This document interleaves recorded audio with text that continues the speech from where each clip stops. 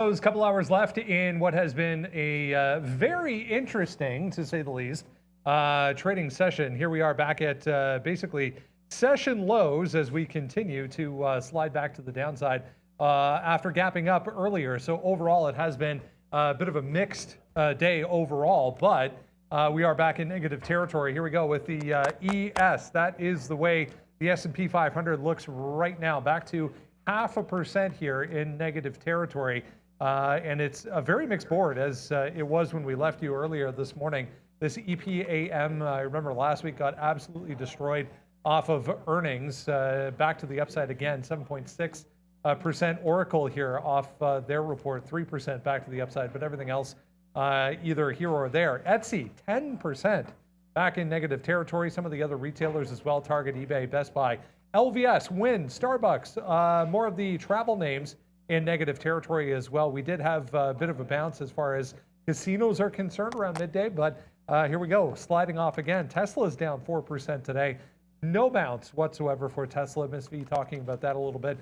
There's Ford as well under pressure, almost 2% to the downside for F. A few things of note. Deere and Caterpillar both in positive territory here, 2.8%. For Deere, Caterpillar about the same, back in positive territory. Otherwise, though, uneventful day, really. A lot of things basically flat or being offset one way or the other, with negativity and positivity leaving them flat. Match down 4.7, but a lot of the other telecom names nicely higher, helping to offset that weakness so far. Material stocks are positive. Where'd the energy group go? I was going to mention energy stocks. I don't see it right now. But on here, I'm sure, there it is. Oil, yeah, continues to make moves as well, up 2% on the day. Look at the NASDAQ here, CRWD up 12.5%. That's the only one really standing out in an otherwise very negative board. DocuSign, yeah, 21% to the downside today. PDD, JD, the Chinese names getting hit as well. Baidu even down 10% today. There's Lucid, there's Tesla as well. 4 and 5% negative territory. Bit of a mixed story when it comes to healthcare stocks, but overall they're also negative. T-Mobile there to the upside, helping to offset an otherwise negative session. Let's get into what we're going to discuss this afternoon. As we do always this time of day, we're going to start with a bit of a look back. If you joined us in the pre-market this morning, we gave you a whole bunch of ideas. There's a lot of stuff moving in the pre-market this morning, including some of the energy stocks, including some of the EV stocks as well. I keep looking at Tesla. It's continuing to the downside here. We're going to kick things off with Sean today. He's going to lead us off with a look at one of his trades from earlier. Hey guys, it's your trade of the day one more time. And look, we have to keep going back to the well. When we see good opportunities, we're going to keep bringing them to you. Today's, hard to miss this. It's all about Rivian. The reason why I just put this up here, we're not going to close it, we can just leave it here, is that it was the #1 name on the sticky note. And then I go over here today as well, and you just look, this is the daily chart on Rivian. I mean, we're going to have the minute chart up here, but I just wanted to show you the daily chart. I mean, we don't have any green days at all on Rivian, right? I mean, you come in here, it just completely to the downside. We've been talking short since 60. We know Tesla's going down today, and then they come out with earnings, and we talked about it right here. You know, less vehicles sold, about half as much as expected. A lower net, right? The income, well, no income, but 2.6 billion loss versus 1.6 billion. So it's like they're stepping all over themselves here. And so we were only looking short, and we talked about short into 40, right? But let's start it at 38. So let's review what we did here today. And the reason why we said short into 40 is you can see this line here. I drew this line, and that's actually, if you go over here, 41.50. So into this area here, this is between 40 and 41.50. So we wanted to see, you know, what the test was going to be like if we went back into yesterday's levels, right? So this is before the earnings report came out. This line here is 39.80, and if you could see, this 39.80 goes right back to yesterday's bottom, right? Where we came back in, bounced, retested the 50 period, bounced again. So that's 39.80. So that was again another level for concern for us. All right, so how did Rivian start? Well, not very good, and it actually was a little bit of a pain trade. We tweeted these out. We were going short 38, out 37.20, short 38 again, same kind of play, out 37.30, something like that. So we're taking some profit early, still holding on to a small core piece.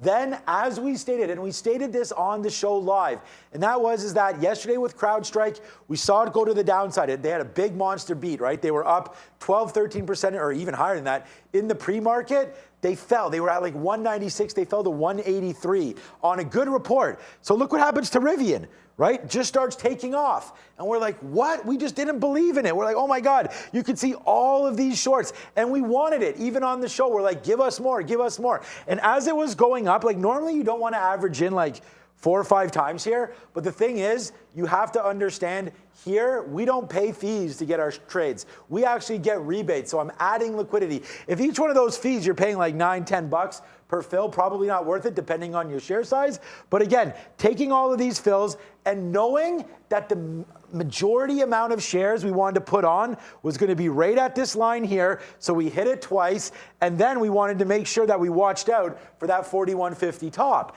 So as it's ripping upside, we're just putting on light shares here because we want to retest, right? We want to test this level. Comes up, breaks to the high side. Notice there's no outs up here because this is the area that we're trying to let it settle down. So it's up here for a few minutes anyways, trying to figure itself out. We take the shorts. As it starts falling back in, look, out, a couple good outs here. On this candle alone is $1.50. So it comes all the way back down, starting to take some profits out there. Rips up, and this is where the fun starts to happen.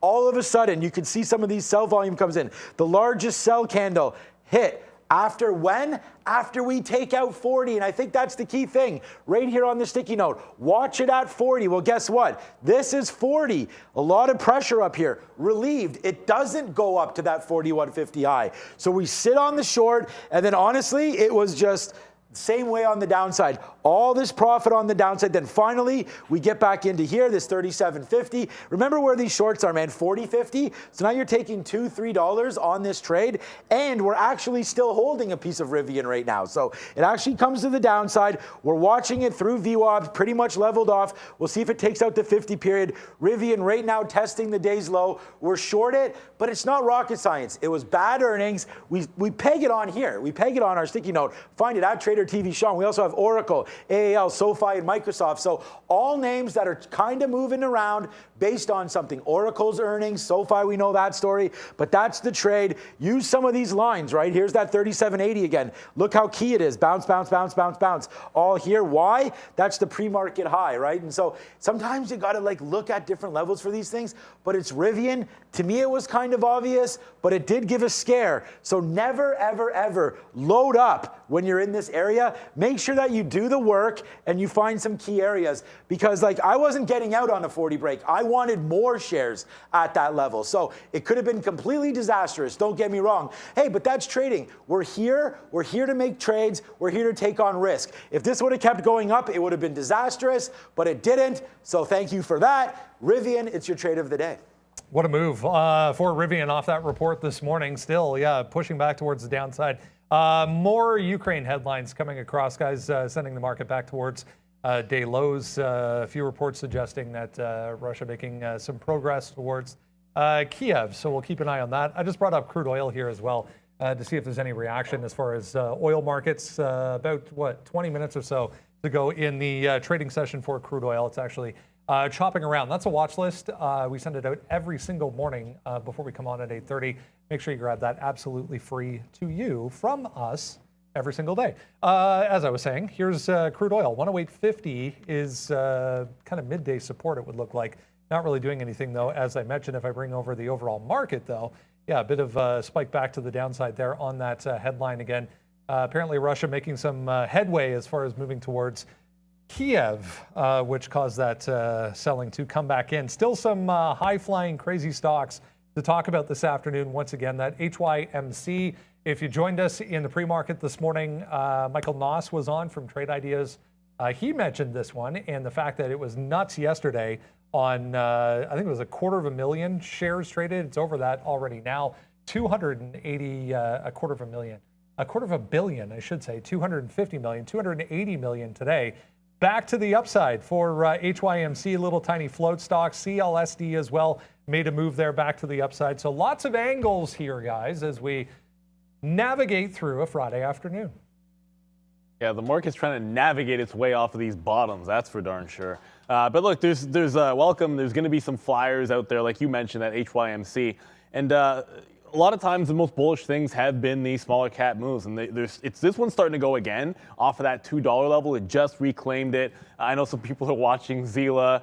Maybe not nearly as impressive, but hey, man, it's off the lows as well. Zila's down 21%. We'll talk about Zila a little bit later for a missed opportunity to the short side, but really the story so far is the overall market. Like, this is Tesla through that 800. Worth keeping in mind that if you go back to earlier this week, we did have an 800 break on Tuesday, right? Like, it got through right in the morning, right at 9:30. It got through that 800, 795 area, flush down in, I don't know if it got to 780 for real, but there were some wicks down there, and then a hard reversal. It doesn't necessarily feel that way. Like, it's breaking the lows when both the ES and the NASDAQ, S&P 500 and the NASDAQ futures, are both bouncing off the lows of the day, and you're breaking the bottom. And it's just weakness in the EV space overall. I mean, Lucid's down, Rivian's down. NIO's a bit of a different story because the Chinese stocks have been under pressure so much. But yeah, Tesla really starting to open up the floodgates. We did have that 800 long that we were waiting for all day, but it was nothing more than just a scalp to yesterday's lows at 810 level. It couldn't give you much more than that, and now we're just continuing to make fresh lows.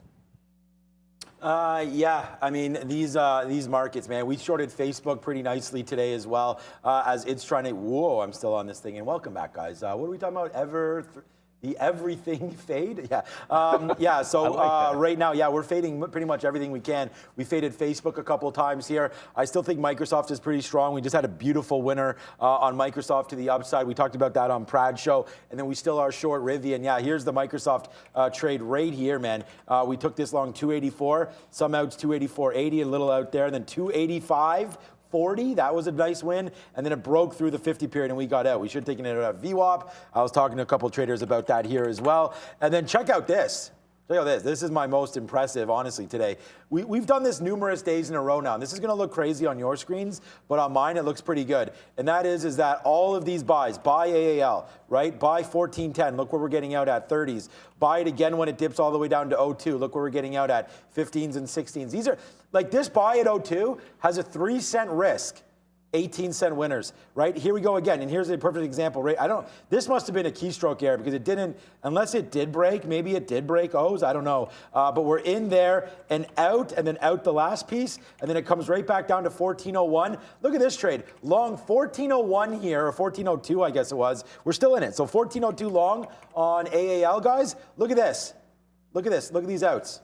All the way 26, 25s outs. This is a 3-cent worth of risk.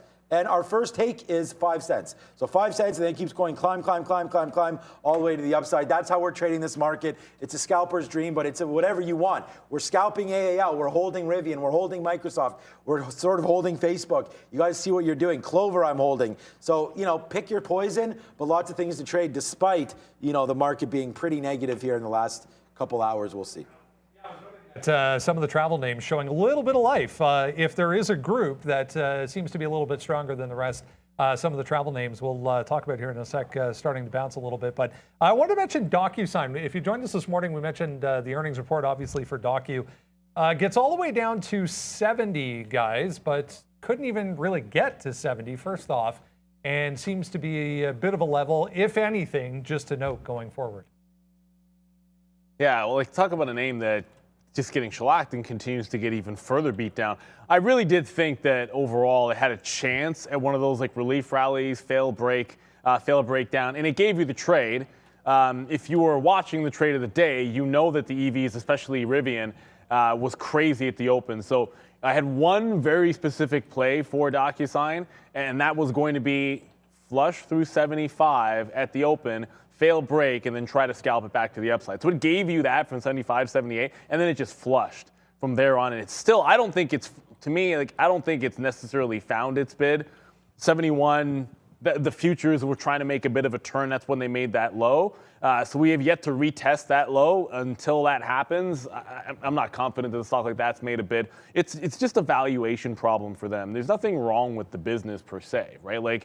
They had more sales, I thought. Yeah, exactly. There's nothing wrong with it. It's just they still trade expensive to like forward earnings or also even to sales at this point, and it just needs to find a level that people think you can go forward with the business, and ultimately I think that's going to happen. But I don't know that you've found a bottom today. Like if we break the lows, I'm not sure 71 holds up, 70 even. We'll see what goes there. Even on your daily chart, pandemic bottoms are all the way down at like 60 to 65 or so, and I think that's where it would make a heck of a lot more sense. If it had gone to that price today, 100% I would have tried a long in front of like anywhere in the low to mid 60s that it could have turned around. If you want to give pandemic bottoms, a lot of these names that were pandemic darlings, they go back to those levels, and I think there are going to be buyers there because they're much more mature business.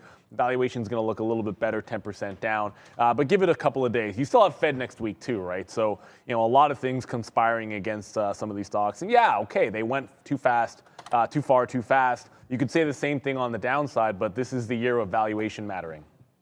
Yeah, I was going to say, I mean, they still did $590 million worth of business, not profits, but those are the business there. The revenues coming through and then guiding forward $2.5 billion for the forward year. I mean, it's been fantastic. And they're actually throwing around things called profits as well, as they make 47 cents per share. So look, there's a reason why it wasn't on the sticky note. Like Neil, I couldn't really find any levels. Didn't really make sense to me. I feel like that was just a tough one to trade today. So I completely stayed away from DocuSign.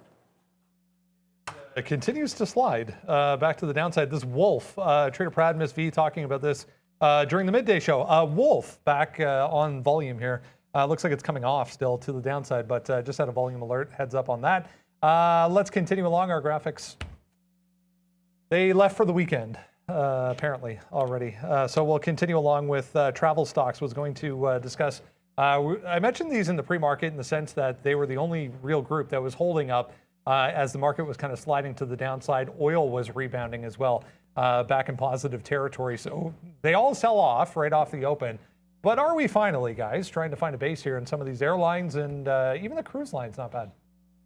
It seems like it. I'm frustrated because I had two levels I liked on CCL and I got one of them, which is fine. It came in, it broke the level, but then I was simply waiting for what looked like the obvious shelf, which is 1712. Yeah, 1720, not 1712, 1720 right down here. It never quite got there. Ended up taking an AMAT long off the bottom, scalped that a couple of times, and there were a few things I liked off the lows. This just never quite gave that fill on CCL. Now down on the session, but if you really look at the overall week, I mean, this is the 15-minute chart. If I pull it out a little bit, it's nothing but impressive in sort of retrospect here, given how this week has gone. I mean, the NASDAQ's retesting week's lows. The ES is retesting week lows. So if I pull the ES over and you sort of look at what's going on, I kind of like what's happening here. Forget about the lower high. You're actually holding above that lower high, well above it here on CCL. So down day today, maybe just needed a consolidation. Chance we could maybe get a breakout from here. I still like 1720 if we get another shot at it. But at this point, it does feel like the market wants to retest these bottoms. So let's give it a chance to do that before I dig into this one at the long 1720 or so, about 25 cents away. And see how that actually matters. So I want to be a little bit more patient. I don't think I was patient enough with this in the morning, just wanting a travel name. At the point that I got this long, I think I was like 4 short, 1 long. And, at that time, I'm not even sure it made that much sense because all the shorts looked pretty good. And then you had that 1 long, which was screaming in. A lot of times when the momentum is that way, you almost, whatever you like, just cancel your bid a little bit and then just let it settle down first. It's an easy way to approach things when things are so obviously pulling back. And the other thing to keep in mind is the last time we had somewhat positive news, whether it was today, progress made coming from Putin is what he said this morning and shot the market up. A week ago was the list of demands that they had, and that shot the market up. In each circumstance, you had a bump in the futures and then a rug pull for the rest of the day. So, if that happens one more time, I'm not going to be believing the headlines. I'm going to be fading it, maybe even in the pre-market. Hey guys, yeah, look, it's not rocket science, right? I mean, I just wrote down here and we identified this. This is why you check out the sticky note every day. 8:30, we put this out, looking at these things. Oil was easing. Let's take a shot at 14. That's it, AAL. I mean, it's written down here. You only need the 1 trade today, and if you have it, that's great. Look at these longs down here at 14. We just protecting this. This was today. bottoms. You have bottoms right here going back into yesterday. Sure, we dipped below, but that was right at the open. And all we're doing is going long at 14. It's really just that simple. And then AAL, I mean, I think it's going to, I mean, my Rivian's going to be the #1 stock, but AAL is going to be the #2 stock today, period, even with all of these scalps. So net-wise, #2 stock on the board today, AAL, followed by Rivian. So it doesn't get much easier than this. 1, 2, 3, 4 reloads, all to the upside. Now we're holding that 5% left. Sorry, 5% left as we're unsure, but we'll see if it falls back in. But AAL, yeah, I think you got to keep watching out for key levels. And hey, that's what we're here for. That's what I do the work for you guys. And there it is. AAL, I like it. CCL is another good name, but hey, I don't think these are good investments right now until we settle this all down. But for a day trade, there's absolutely nothing wrong with it. And today, it made us a lot of money. There we go. The animations are working, and there it is. Nice trade today for AAL long off that 14. People were looking at Oracle this morning in the pre-market as well off of an interesting report. This was one of about 5 or 6 price targets being lowered on the stock after the earnings report. EPS misses. Revenue was actually higher. So there was kind of a mixed story behind this report. The reaction in the aftermarket yesterday, very, very negative following the report. But we opened back up here. Thanks, Randy. We opened back up here and end up holding 75, guys. So a nice move off that 75 level today for Oracle. Yeah, I mean, 75, I'm kind of kicking myself for not finding way into a long trade on Oracle, but the short was the first thing. If you look at the 15-minute, look, 77 was the obvious level here. You can see it, like, not just 2 days in a row, you can almost put it on for the entire week, and then you had the flush run away from it. So it gave you that spike at the open. It was weird because if I go to the 1 minute, just so you can see, on the 1 minute chart, it actually gave a spike at 9 o'clock into the first fill. And at that time, like, the market was reversing off of those highs. Like I mentioned, like that rug pull notion. That's what was going on in the market when this actually popped up. So it was a bit weird, but that was still the level. It never broke 77. You see it flush down. And then the odd thing that happened here at 74, and I was mentioning this pretty much all morning, is we just continued to capitulate. The market was just going down, down, breaking lows, and 74 was holding and then did it again and again. And it was right in this consolidation that just said, look, if it can't break the low at 74, I need to be taking it out here at that 74.5. I did. I maybe didn't need to go back to the well, but I'm going to take the shot almost every single time. When you get that same price in, it looked like it was going to make the curl, and then took it out when it finally broke 77. Just gave up the ghost. Wait for the next level up. That ended up being 79. I'll show you where 79 comes from. There you go. I know Trader Prab was talking about this too. Here's the 79 level when you look at last week. So I made a play off that, was able to scalp some out for a win. The reload does not work. I tried it one more time for a tight stop off 79.50. And at some point, you just got to give up the ghost. Maybe 80 is going to hold this afternoon. Maybe. Relative strength is now on for Oracle. So, the way I look at it, this is just turned into a very bullish move on Oracle. You hold that low. Somebody really loved what they saw at that 74 level. And you can see the end result here. So there were some scalp trades to be had on the way up after that, but really it's just that opening flush. That was all she wrote. And that 74 holding like a champ. Yeah, we just absolutely, again, we'll floss it off, man. Another sticky note name, Oracle. We killed this name in the morning, man. Just absolutely destroyed it all the way to the downside, shorted it again, and got out once it started popping up to the upside. So no real damage done, but it did break. It did break these levels that we were looking at. So, but an absolutely destructive trade here off the open. And then how easy was that short at 80? I know you and Pratt, you still have, no, you don't have this short still. But that 80 short there, I heard you guys call it on that show. Wow, it goes to 80 and then turns right around. Can't believe I wasn't in that, but I guess we were doing the trade of the day. What time is that? Yeah, well, not really. Just happened right now, 2:15. Oh, wow, did miss that short. Unbelievable right there, but whatever, missed it, so spill milk. But yeah, that 80 was a great trade there to the short side. But Oracle, again, another one that was a fantastic win here off the open. Just got to be patient, wait for that levels, and we absolutely destroyed it. I mean, it's a 77 short. My best out is 74.40. So there you go. Like, even if you lose in here, what do I lose? 5 cents here, somewhere in here? But yeah, so it doesn't matter. Nice little 250 win there as the best spot, and then just taking out all the way down as this market opens. So Oracle, an absolutely fantastic trade, and we'll hope to make some more of these as we go. Even as we speak, kind of breaking back to the downside here, guys. I want to go back to Rivian, revisit this one, because I put on the board, if you could see the board. Rivian day lows, because that was going to be kind of a line in the sand. It looks like some buyers stepping up. It's behind the graphics there, but there is some volume that came in there on the buy side. At day lows once again for Rivian. So still 8%, guys, but maybe trying to find a level here.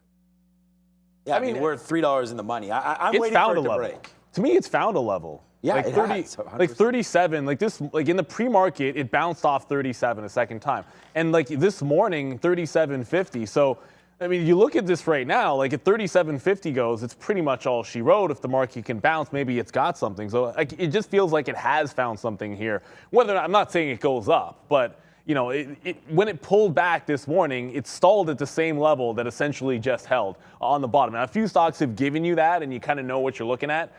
Here, I think Rivian has at least done that, and it's worth mentioning. Like now, Asana, that's the one I'm thinking about. Asana was another one that gapped down heavily on what I thought was terrible earnings. Actually. Let's call it what it was, but simply had to break out first before it ended up making a top. And a lot of times when there is a pent-up short, and this is sort of, I'm zooming out on purpose. This is what I mean by a pent-up short.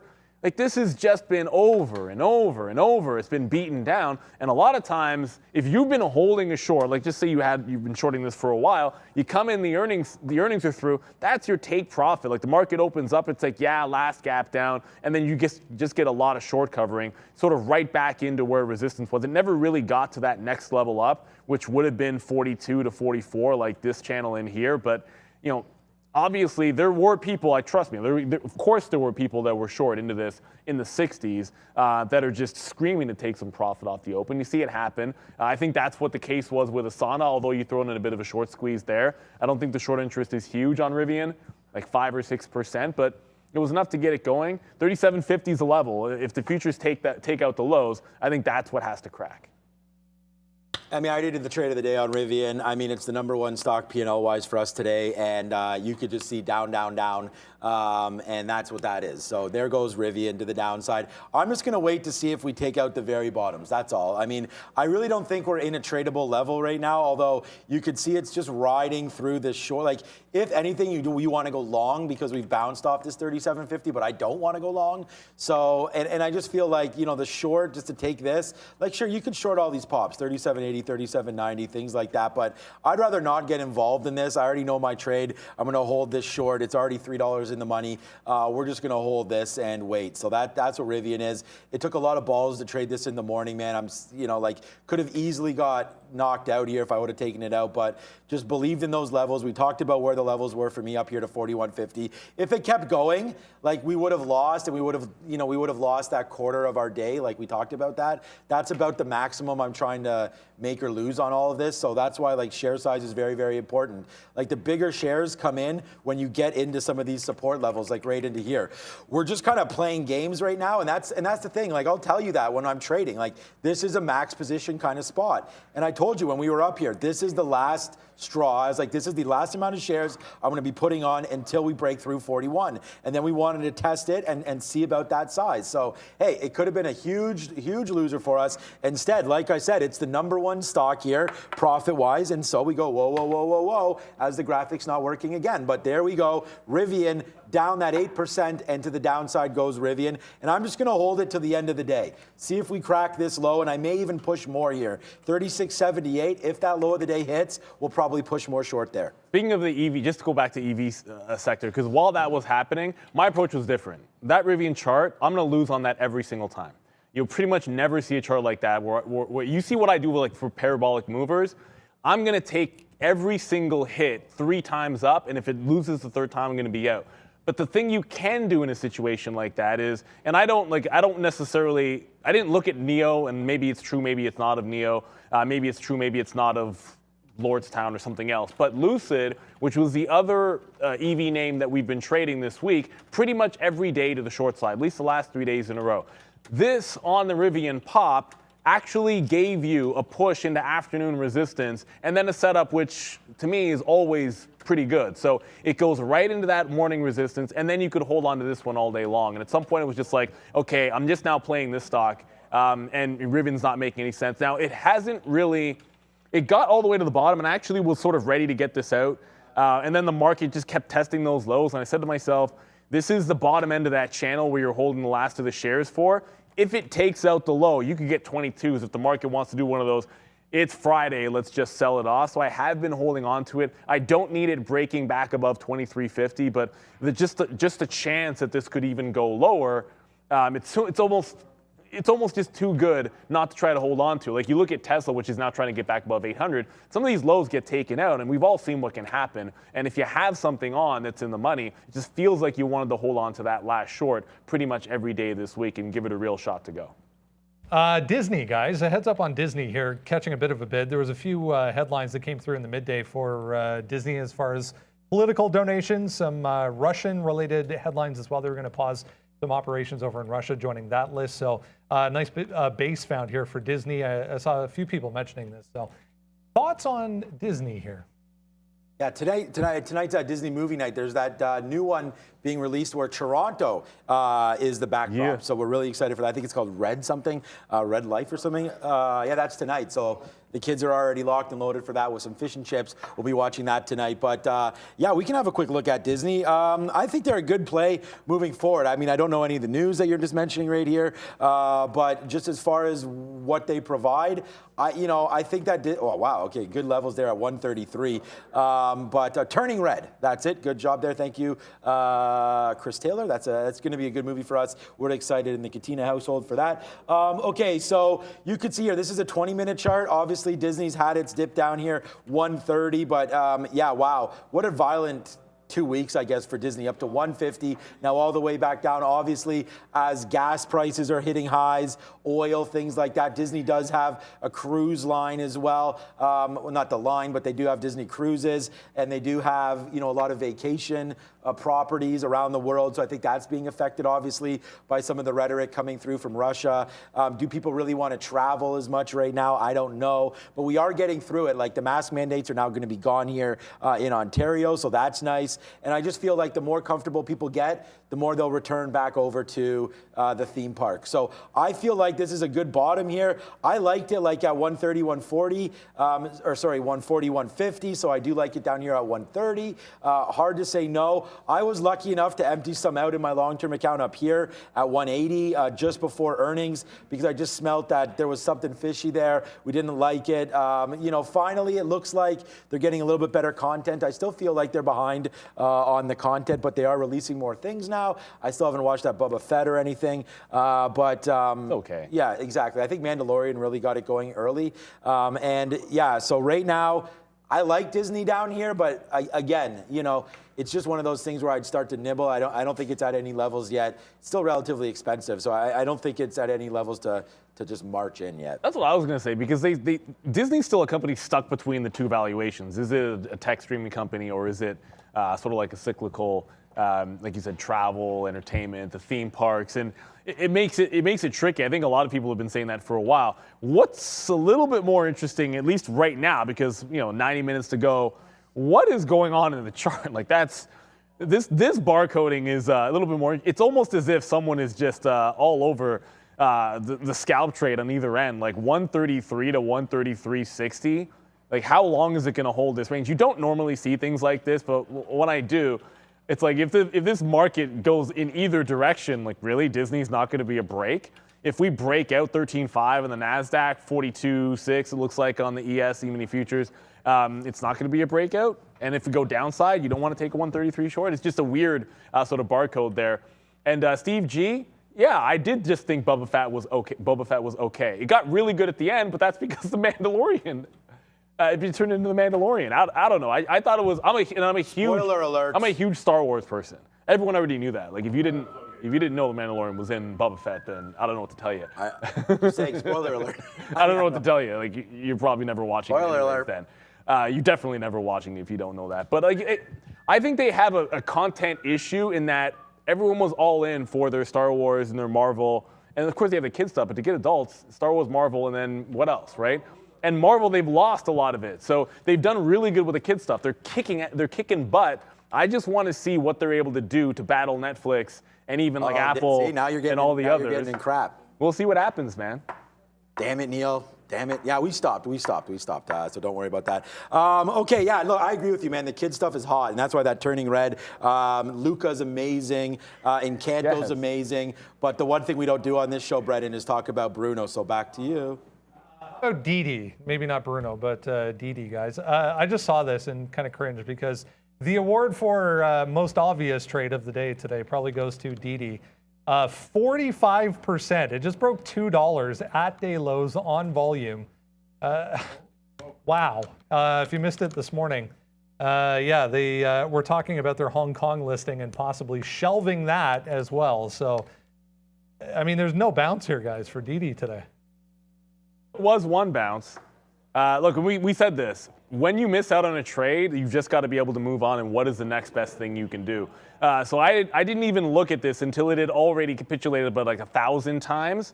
And when it broke, it was about right around like 225 or so, like right around here. I said the only trade left is if it does one of those fail breaks through $2. At that point, you've cut from 3 to 2. And maybe you've trapped some shorts and there's a relief rally to be had. So it makes a $2 break. You can see, and the key thing about that trade is, let me do this for the volume. The key thing about ever looking for that kind of like a capitulation bottom trade is if you get an obvious volume spike through the low, that's one of the key signs you want. Like if you're not getting a big volume spike when it breaks $2 and immediately snaps back up, then I wouldn't want the trade. But you're talking about twice the volume that you were seeing at the open in the first 5-10 minutes on either of those minute candles. So yeah, it was definitely a fail break trade. It went to VWAP here, 225. I actually thought it might go a little bit further. I did jump back into it 1s and 2s and then stopped out. I should have reversed that at $2 this last time, but I didn't, and now you're making fresh lows. You know, obviously, a lot of the U.S. listed Chinese names have been under pressure. I mean, anyone looking at the NEO chart understands what's been going on here. But there was nothing weaker than Didi this morning, and you know, it just couldn't find any kind of a bid, and I wouldn't even think about taking this one long at any point this afternoon. Yeah, we talked about that on the show. I was like, oh my God, I like the $3 break in the morning time, and then that $3 break. Wow, I mean, yeah, to have been watching it would have been to have just cleaned up. So, I mean, what a great trade that is. Didi obviously going to get delisted, and then nowhere to go. So, yeah, it's not a good trade for Didi. Continues to make moves down. I mean, whatever. It's not even worth looking at it unless something else changes. I just don't know enough about what exactly is going on with this name. But look at Baba. Baba's like chopped like way in half. Not half. Like, I remember when Charlie Munger was like bigging this thing up in the 120 to 130 area right here, and I think that's part of what these bumps were. Well, what's up now, Charlie? This name is just continue to getting beat up. You have like what, two green days in the last 20 here. Yeah, it's not good for Alibaba. This is by far the cheapest name in the market. Period. It's just, do people want to take the risk of China? So if you don't, then Alibaba's not the name for you. But I'm telling you, like the PE on Alibaba makes a lot of money. There's no doubt about that. I just typed in PE into the search when what I want to do is Alibaba.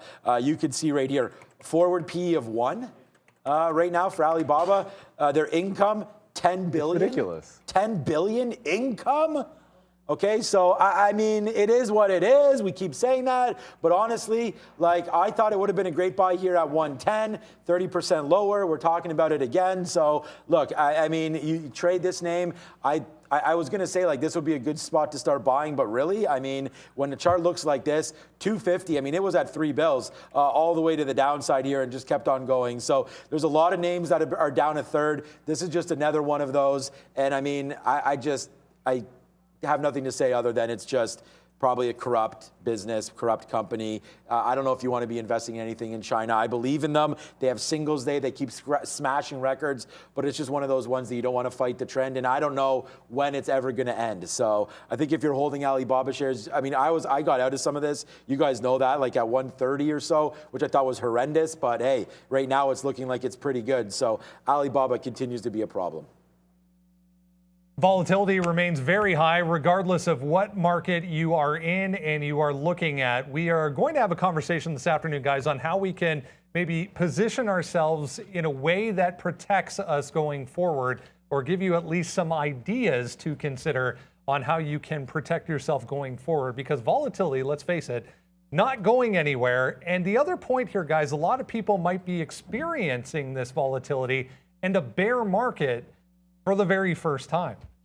Yeah, that's the key thing, right? Like if you've been trading a while, then you know, like you've been in a raising rate environment, you've seen the financial crash, maybe even if it's long enough, you maybe seen a part of the dot-com bubble burst. But you know, if you just started the last couple of years, this is a bit new territory. And I think two things you got to think of. What's your time frame that you're thinking about? So I'll give you two.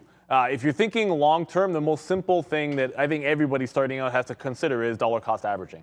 And that just simply means don't try to time the market. The more volatile the market is, the more impossible it is for most of people to figure out when to buy something. So, you know, it's just a simple concept of buying at regular increments. Maybe it's monthly for the same amount, and building your investment. If you've got a long enough time frame, that is one way to keep the guesswork out of it. That way, you're not up at night and trying to figure out, oh, what technical level do I need to see happen on the Qs before I buy it? Because like you're gonna have, so we're down 20%.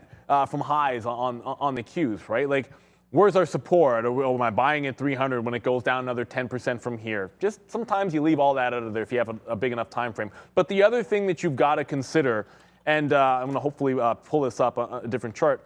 If you're on the swing and you're just making swing trades, use stop losses.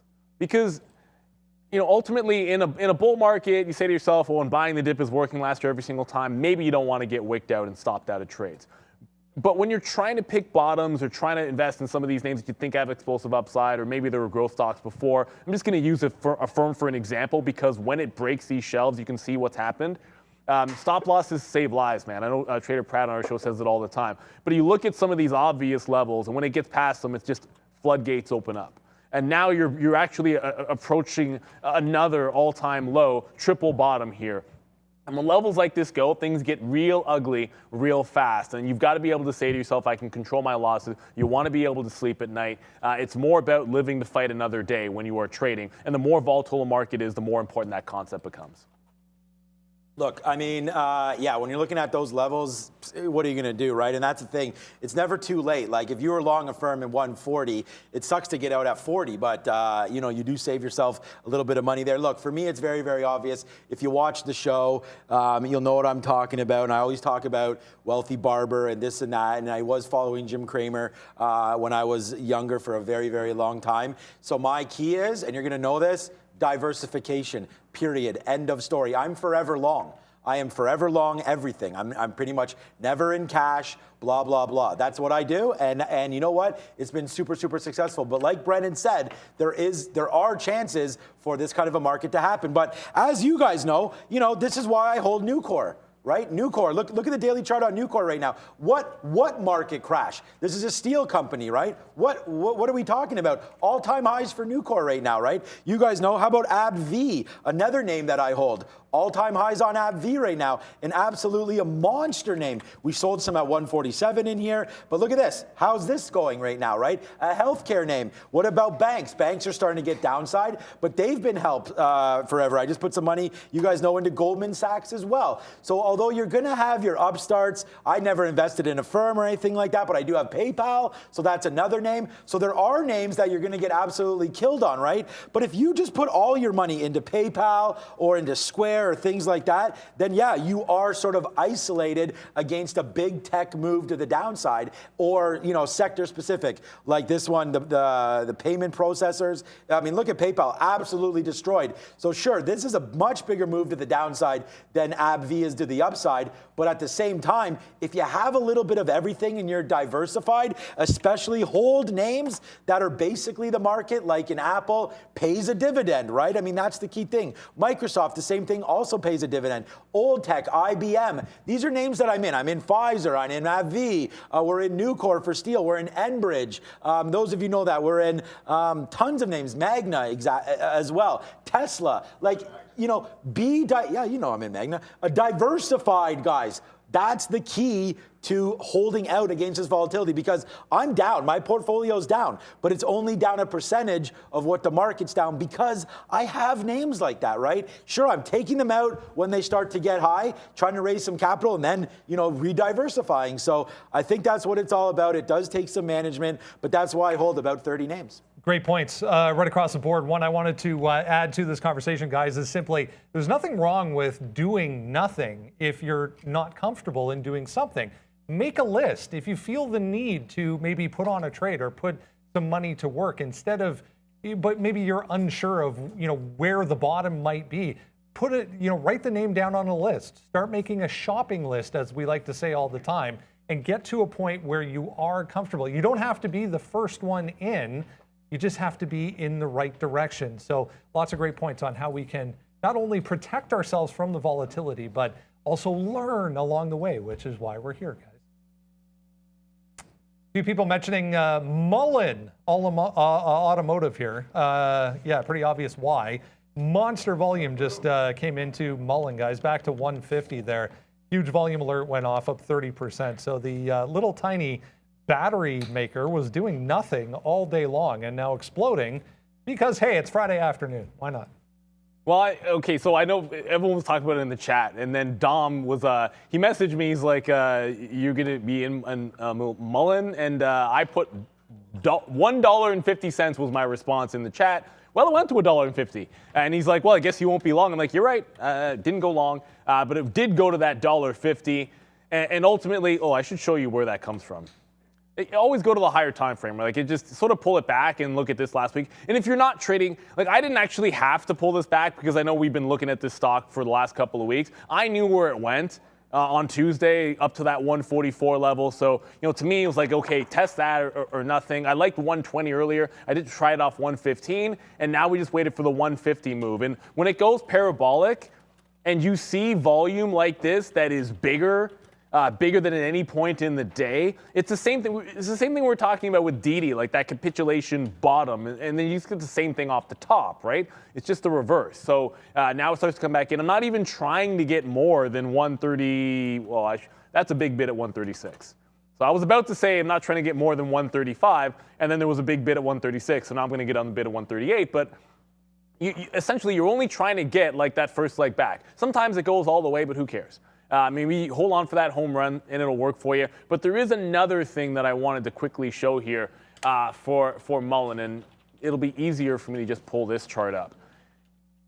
So a lot of times we talk about how do you find these long trades, and we were going over this the other day, and I know we mentioned this on the show, and Brennan might have also reiterated it too. Like, you get something which has been sliding down or was a previous breakout, and then it forms a bit of a bottom. It tried to break down at $1 today. And it did so right at the open. It then regained a floor, put in a higher low, and then look at this consolidation. This was a 101 top. Consolidate, and then all of a sudden, not a lot of volume, less volume than the days before. Volume spike breakout at 1. And look, unless you're all over this particular name, you're probably not going to catch that move. However, if you note that when it takes out that pre-market high after making that nice base, that the volume is even bigger, a lot of times that can indicate a pretty good long trade. Now, I wasn't looking at this stock until it was brought up by you guys, and I know you were talking about it in the midday show, but just some things that you can look for to maybe seek out one of these before they go or as they go, because the way I see it, once it's already gone, I'm usually going to be chasing short. There was probably a 120 long in there somewhere. I knew I was looking for 150 or bust, and it did come through there, but there's other trades to be had, and looking for those indicators. Volume can be such a valuable indicator.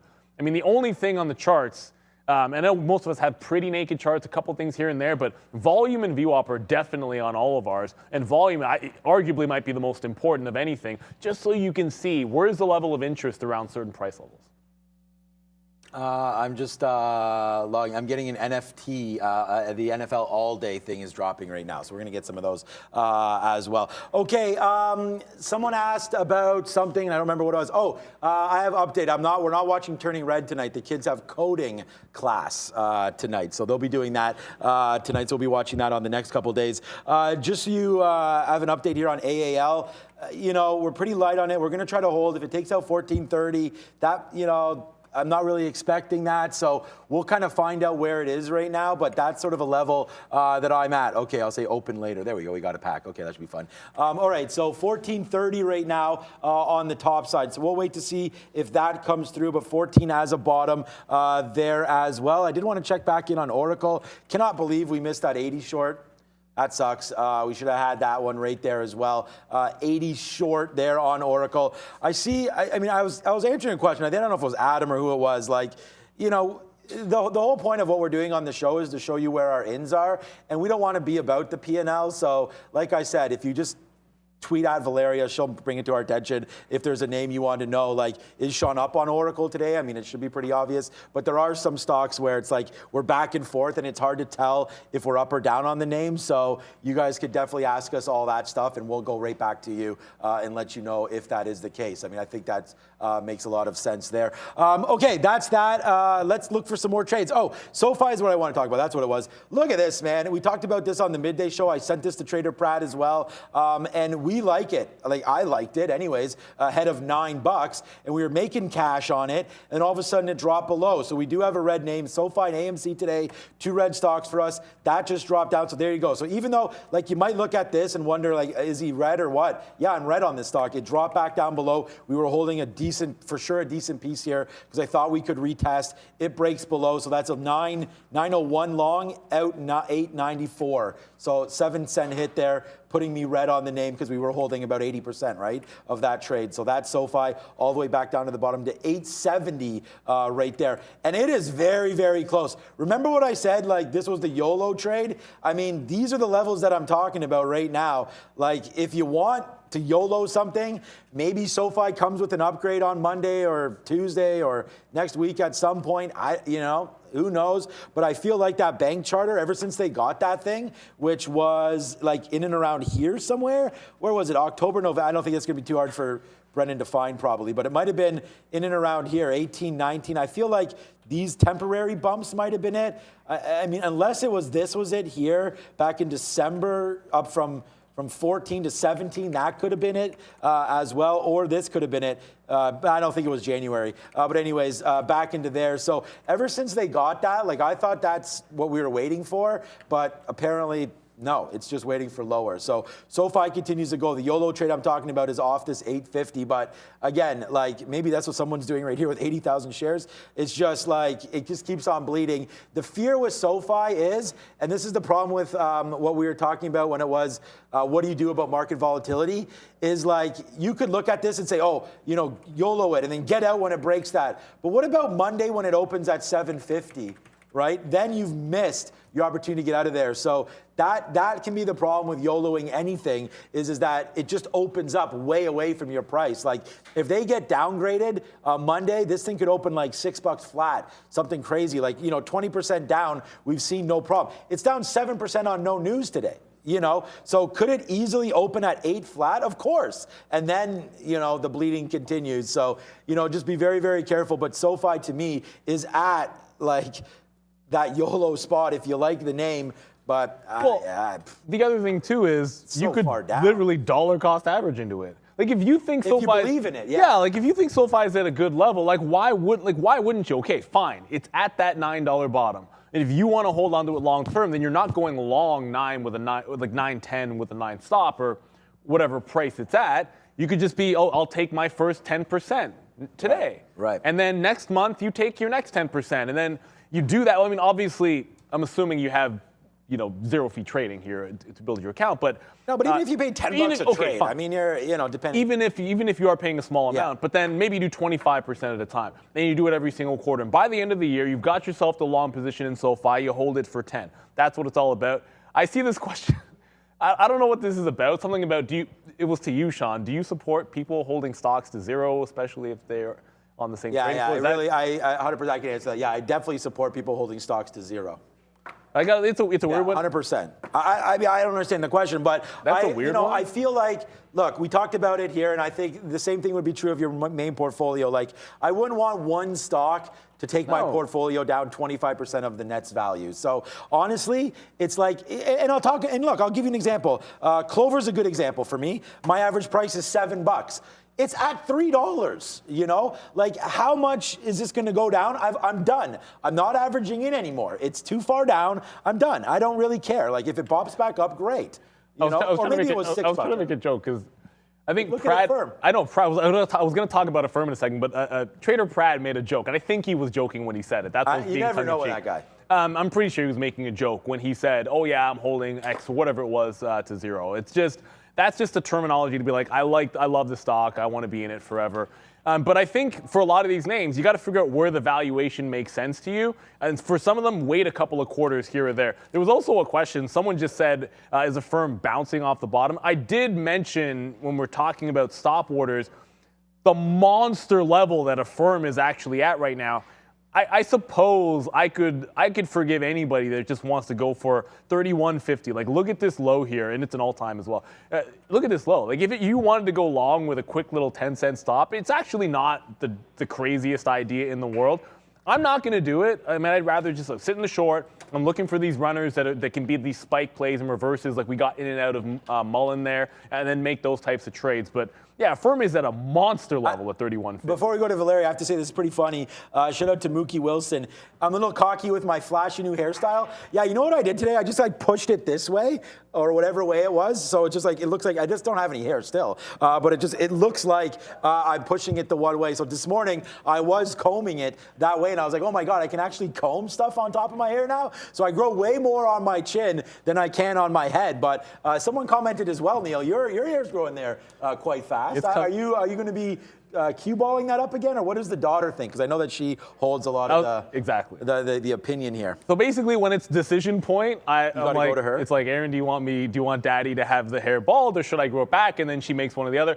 My barber, who I've been going to for, I'd say, since I got back from university, I'm talking like 20 years, yeah. Like super, yeah. Oh my God, yeah, 20 years. Hey, what's up, Keith, man? I need to grow it back because I need to go see him, and he's amazing. It's weird because he actually always asks about the market. My barber's daughter is into trading. She does FX mostly, but he's always asking what's going on in the market and whatnot. Man. Pay him in Bitcoin. He's not into it, but shout out Keith. I'll be there soon. That's when you know Bitcoin's at the top, when people start asking for Bitcoin payments, right? And so not to call it my dad. Yeah, well, you are, but I am calling on my dad. So for the first time ever, and it was I think it was maybe a week and a half ago, he asked me, should he be putting something into Bitcoin? Right. And what I kind of said to him was, are you really afraid you're going to miss Bitcoin to 100K? Of like, go on a trip. Like, I don't know. I got my dad in it at 40 grand, and now he's like looking at Bitcoin all the time. And I was like, bro, you have like 3 grand in it or something. Like, chill out here. Okay, Miss V over there on the desk. It's the blonde bomber from the Blonde Midday Show. Pratt and V, what's up? Right, Sean, we've got a super chat from AB. Thanks everyone in this show. I have 15 years experience and I learned a lot by watching this show. Special thanks to Tony and the guy next to Tony. I believe it's Greg. Anyways, AB, thank you so much. I hope you're having a wonderful day. Thank you for being with us, for watching. I wish you all the luck. And guys, if you want to also support the show, if you like our community, smash that like button. Back to you guys. Gregory. Thanks, Greg. Yeah, I don't know. I'm wondering if you meant like on the midday show, maybe Brad, because remember it was Brad and Tony were going back and forth? No, I don't.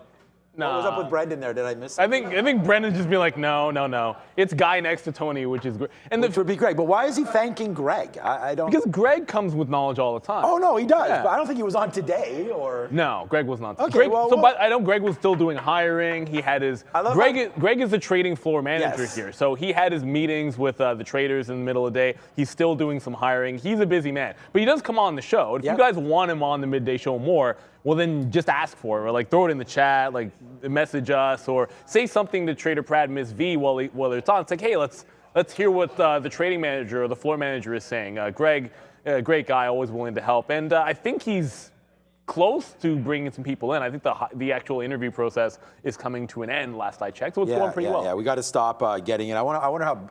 Brooks Koepka's doing here. Okay, but let's go over. So Clover, we're still long. This has been a trade. I mean, those of you looking at it here and saying like, what is this guy doing with Clover long? Yeah, I don't know either.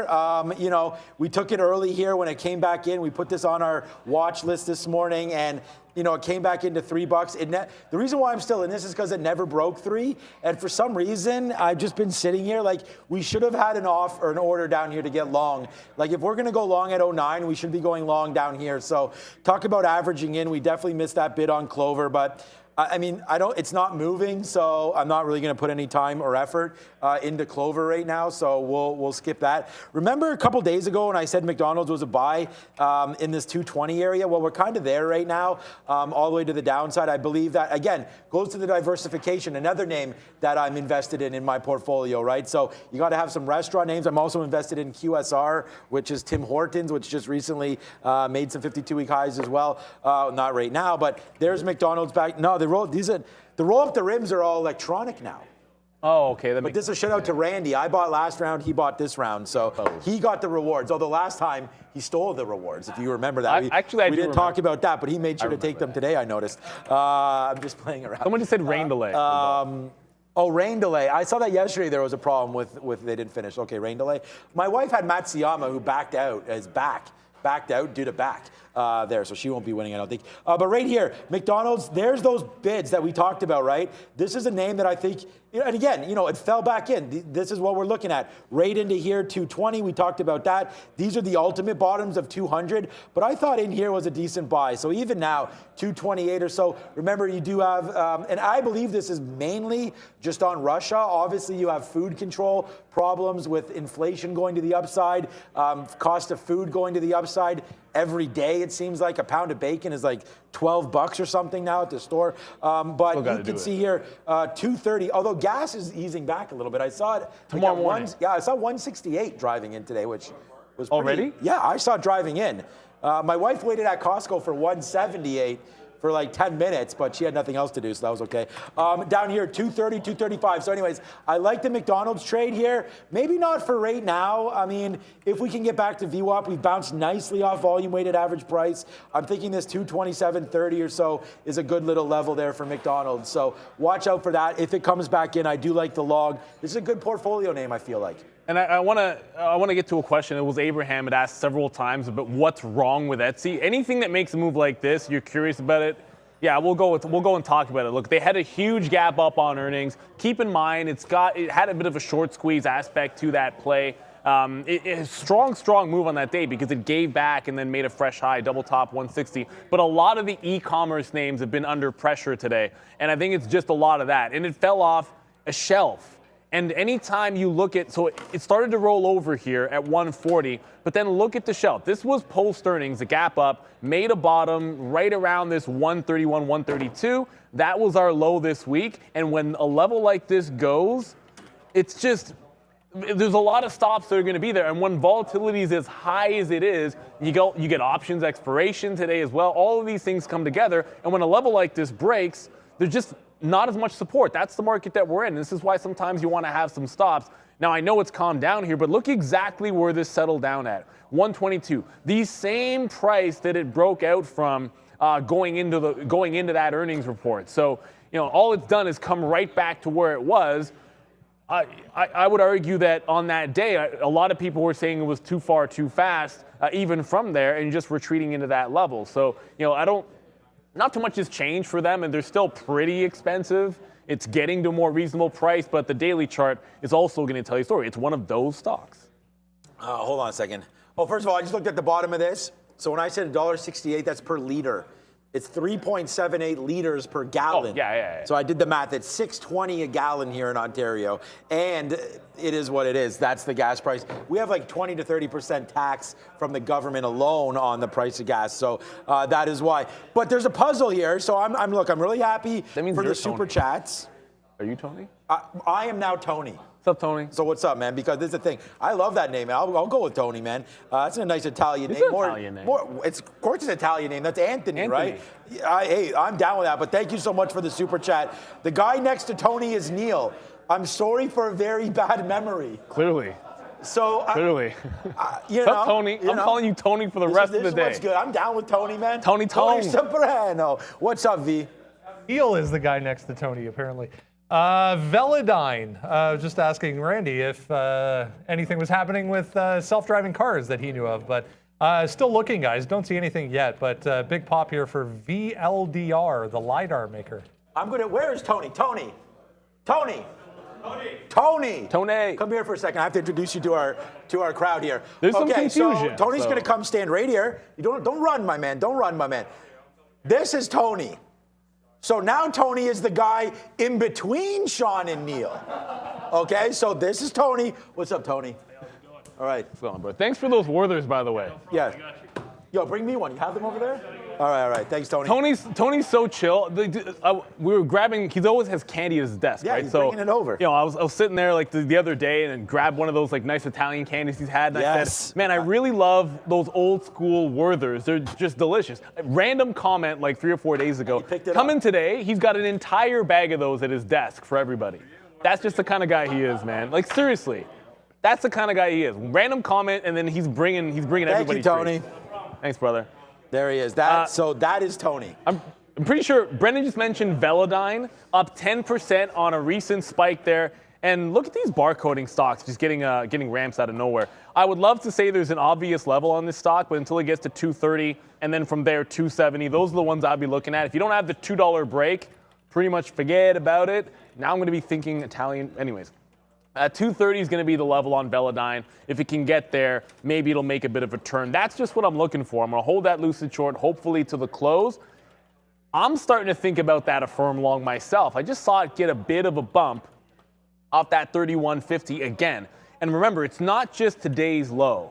This is a multi-day bottom for Affirm that has been absolutely crushed. So, you know, the risk to reward's getting pretty juicy here. The market has now bounced again, the NASDAQ off of those lows. Yeah, I'm sort of talking myself into it. If it breaks 31.50, I'm out, but I might jump into this long trade on Affirm.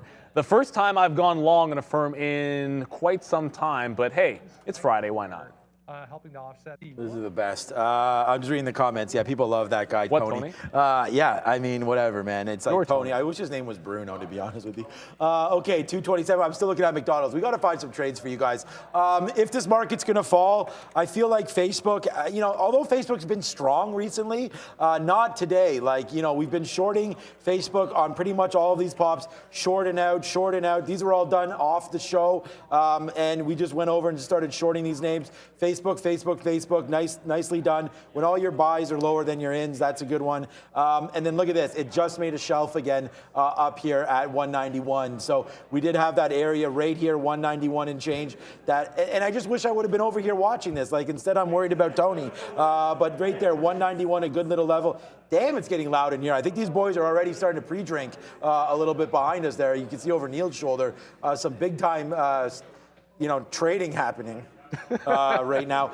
Okay, so Literally. Here we go. You know what? Into this close, let's just short Facebook. We're breaking VWAP. We have protection here of 190.50. I'm going to go short. Facebook. Not a huge trade here, but let's see if it does fade back in. We're worse than the market right now. I feel like the NASDAQ, not feel like, we are below the 50 period. The NASDAQ's at the day low right now.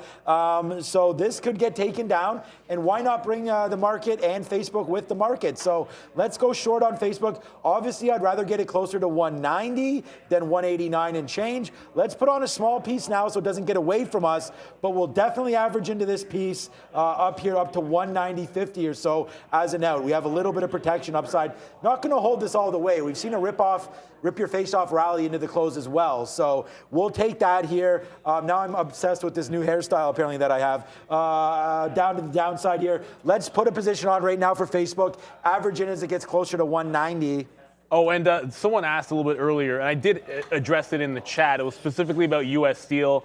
And all I was saying was, yeah, I see it at that multi-day high, 34, but I wanted to be patient. I wanted to see it roll over a bit. If you remember, I did try shorting this on strength a couple of days ago, and it just wouldn't go for me. And it was one of those, okay, if it's happened once, it could happen again. So it broke 34 here. You let it take out that level, and now it's retracing back below that 34. Like, that's the key thing for me here.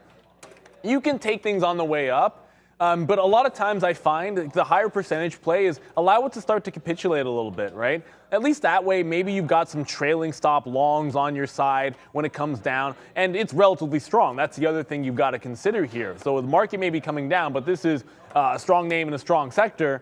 that I want to be very particular about if I'm going to make that entry. So I am now short at 93. I'll put some targets in the 60s and 70s, maybe down to 40 at absolute best. But I was watching it off that level the entire time. I just wanted to actually see it curl and fall down before getting into the short. I could have had like 34.10, but I'd rather see it break down before 34 first. Next time I'm just going to get into position, then talk about it, period. Because like Facebook right there, we tried to get 60s and now it's 40. When I brought it up, it was 70. Okay, come on. Just come back up here and then fill us. We are offering 65. I thought that was decent. I mean, that's VWAP is 70. I thought I was paying down a little bit at 65. Hopefully we can get it. Look, there's not much difference between getting right now. You know what? Forget this. There's not that much difference in getting it now than getting it a couple more pennies. So we'll just, here it comes. Let's just see if it fills us here. There it is. And there you go. So it runs through us. Perfect. So now we're short at 65. We don't have to panic too much. We are waiting for higher than this as well. Let's just zoom in a little bit for you. Oh, we have this bad wick there. I apologize. Let's clear that up in a minute. What time is that? 2:15. So how you clear it, if you're watching us from Day Trade the World, you go in here, you find the time. Excuse me, it just means that there was a high wick here somewhere. So see, it says 195. I'll just put in here 190.20 or something as the high in there. Now it makes it look a lot better. That makes more sense. So there's the short that we just put on. I'm going to try to get more in here, like in the 80s. This bottom is 189.90. We'll see if we can take some more short right there. But then, you know, the blowout spot would kind of be this top wick. So there you get a like sort of a wick off top, but that doesn't, this is not the characteristic for a wick off top. It's just that's it. So that was perfect, 190.25. I love trading around quarters, so we're going to do that right now. Man, these guys are getting excited behind us here. There's still 50 minutes to go. They must be short the market. It's like one person talks and someone talks. No, there ain't anything short shit. No, I know. But there we go right here, 190.20. We're going to try to average into this and then get that trade in. So 189.90, the next level for a short here, guys. Yeah, I just want to quickly, just so you can see right now, the market on the NASDAQ, I should say, on those lows from the morning, 13.4. The ES, S&P futures actually broke the floor just a couple of seconds ago. So you are seeing outsized momentum to the downside. I have one long, two shorts on. I didn't really talk too much about Lucid outside of the open. Keep in mind, Sean and I, if you're tuning in for the first time, we have to be flat at the end of the day. We are day trading here, so as much as I might say I'm holding Lucid forever, you know, I have to get out by 4 o'clock, and imbalances come at about 350. We see what those are going to look like.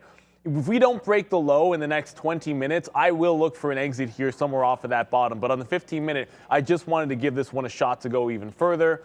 And with a firm, it's a different story. My stop is through the low of the day, and I'm looking to scalp some to 32s and then some up to like a 32.5. But much like I just mentioned with Lucid, I wouldn't want to be holding this too far, too close to 350 when those imbalances come out. Just a preferred way I like to play it. I think if you're deep in the money sometimes or you don't really have an exit in mind, fine, hold it to the close. I like to take it out before 350 just in case. I see a couple of people saying Netflix was falling. Well, I just showed you the NASDAQ and the ES breaking down. It's not a chart that will be like unlike any other. Like there's no extra momentum to the downside in Netflix here. You just pull up just about anything, and you're going to find it at those lows. Oddly enough, except for U.S. Steel, which I happen to be short right now, right? I'm just debating getting out of AAL. I mean, AAL's doing these moves here, back down and around. I don't know. We're holding a very, very small piece. We're still long from 14 flat. So, oh, there it is. Bring it down, rain down Zed cash right now. There's Facebook. Like, this is what we're doing, man. And again, like, you know, we're scalping here. We talked about that, different trades for different folks, but there's another one here on Facebook. You know, we just told you where I was getting in, man. There's the fill right there at 85, all the way to the downside now. We just took a 50 bid, 54 bid right there. So nicely done to the average side of this trade. Now we'll see about it coming back in right now, even lower. So there's the Facebook. Now we'll hold this. I mean, I'm not going to hold it too far. I feel like, you know, the market should go to the downside here. I like it. We are trying to take out we did take out the day's low. It looks like, is it the day's low? Yeah, it must be. Yeah, here's the day. Yeah, okay. So this is, I'm just surprised that we're here and the market's actually not crashing a little bit more than this right now. But here comes Facebook. I'm going to put another bid in here about 189. 30 or so into this spot. We have multiple bullets to fire, so we'll scalp it out. Like we've been saying, it's been pretty choppy, but if this market starts to come down to the downside, we are now short Facebook. That's going to be a good one for us, so hopefully going to be a good one. And just again, just like we're talking about it, you want to ask if I'm up on Facebook? Yes, up on Facebook, and I'm going to get out right now 190.50. If we break one, I'm going to give it a little more room, right? I just feel like I can't just get out if it breaks this 50 period. No, we're here to trade. I'm going to watch out for that move, but 190.50 if we're wrong to the upside because we just took some profit. So let's let this thing fly a little bit more. I still think that who's going to hold shares into this weekend? It just seems like Russia, I mean, you know, Russia and Belarus now are talking about military equipment, supplying each other with it. Like, you know what, honestly, I'm not sure where this is going to go, but I'm going to put a bid down here at 189.20, and I was thinking about 190.50 as a stop, but so far so good. Let's just get our bid in down here, and hopefully it'll fill us. So I'll show you this one. Of course, like the first time I go long, and I actually don't really know the last time I was long a firm, but we go long, it breaks the bottom, we'll take the out. Low of the day, 31.50, multi-day level. I'm going to take that most times. I'm going to like that trade, at least to take a shot at it. And then U.S. Steel, it's starting to come down. I do have another bid, like I said, 70s, 60s, and then VWAP, which will be right in front of those 40s, and then try to just get it out there. So, you know, this one's starting to work out a little bit here, but it's just the first leg coming down. And this is a counter trend on a strong, strong name. If you're still looking at Mullen, where are you? It did make a pullback. I guess VWAP would have worked here, down to 125. It's still holding up, so it manages to bounce. A little wick off bottom there at 125. Holds above VWAP. It's still trying to go. Just keep in mind the context. You should always sort of know what's happened. This has made a bottom and went to $2. So you've already had that move. Typically, when you get a breakout like this from $1 and it goes to $2, you know, breaks $1, manages to come back. A lot of times from there, you're looking at a lower high and then another retest of the dollar. So that's what I would anticipate happening last week, or sort of next week, I should say. $1.50 being that double top makes a lot of sense to me that at some point next week, you're likely to retest $1. Likely that's the next time I will trade Mullen, unless I see 150 again here today. Might set itself up for a late day breakout at that price. But outside of that, it's about $1 defense, I think, next week that I'll be interested in for MULN. And I know we were looking at Velodyne there as Brendan brought it to our attention. Yeah, it did go to 230. I didn't pay for shorts on it because I'm an idiot. But it went to 230. That was the level. I said 230, 260. It got to 229 and has made a bit of a pullback. So while we're having some fun, you could have had some fun understanding the next level up for the bag holders was 230 on VLDR. That's where it got to. That's where it's now pulling back. Facebook, I mean, we just put it on. I mean, here's 70 cents right now in the money for Facebook to the downside as it's just going down, down, down. And there we go, short, short, short. Facebook, there's the bid. Ooh, we were just bidding 25s there. It went to 29s. I'll change my bid because I want to get this filled. Like, I don't know where the market's going to go. I'm going to change this to like 31s here and see if it fills us all the way to the downside. So we'll put a bid here in the 30s instead and see if it comes back down. We were waiting for this bottom here in the 20s, but what the heck? I mean, we should take a 30 bid. Oh, I can't believe it went to 29 there and stopped. We were 4 cents away from getting this on a $190 stock. Unbelievable, but that's what trading does for you. All right, so that's Facebook. We're going to hold that anyways. It looks like DocuS's trying to make a move a little bit, I guess, as it's back to 74, it looks like. Yeah, 74.11. So there is a nice move for Docu off that 71. We did talk about this earlier today, right when we came back at 2 o'clock. And again, a nice take of the 50 period. It's just dancing around VWAP right now, but you could see here, it's 75, 76. Really 79 is that top. It's still pretty choppy in here. You could take the short. The thing is, I'm short, like I said, I'm short Facebook right now. I'm short Rivian. And I just, don't know if we want to take this short. I feel like it's overdone to the downside. This 21% just seems to be a lot. So we'll hold on to that. If anything, I'm debating a long right here, taking out this level. It's not going to look like anything here. I'd rather it look like this. But maybe if you take that high of 74.50 there on Docu, that might be something. So, you could take that long and then use this as your stop, 73.80. So if you're going to go long 74.60 and your out's going to be 80s, that means you need at least $1 upside for this trade, which it has. So, you know, if you like docu, I don't think this is a horrible long at all by any stretch of the imagination. There it is, just bounced off VWAP again. Maybe you want to wait for that bid, but if it does take this out and the market, as you can see, is starting to rally, come on. Like Facebook goes all the way back now to flat. We missed the bid by 4 cents there, 3 cents there. Happens all the time, but you know, that's trading. Let's just reload it and maybe we'll be able to get another position on here to the downside. But you see this 190s come down, so I'm actually gonna change it to this again. 190.25 is where we're gonna get out. So I'm not gonna give it up to 50 now. So 190.25, that would be a break here. Let's get some more short on Facebook. Yeah, tease trade. I see DraftKings here, $16 if you go back to February lows on DraftKings. It's about to test that right now. At least it looks like it's going to test that right now. Just getting shellacked. And multi-day level breaks, man. Like there's another one.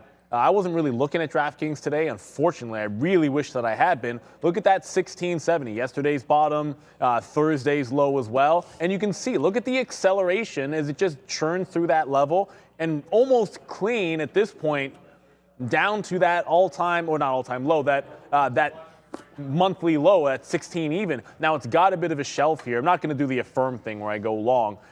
16 even if it has like 1 million shares on it, I probably would take a shot at it. But DraftKings, I think 16 is like kind of like one of those lines in the sand on the higher time frame that if it cannot hold that going into the Fed next week, it could get really, really ugly. Like some of these names, if you think how it can't go any further down, to me, you're dead wrong a lot of times. U.S. Steel, which I did get that first leg out, it's now trying to move back to the upside. I'm going to wait for 34, somewhere in that channel, 34 to the top. If it makes another curl there, I would take some more shares in and then rinse and repeat, cover some in the 70s, keep the bid down there at 60, and see if we can't continue this bit of a rollover in a strong name overall in the market today. Only up 2%, but given the way the day is gone, that's pretty good.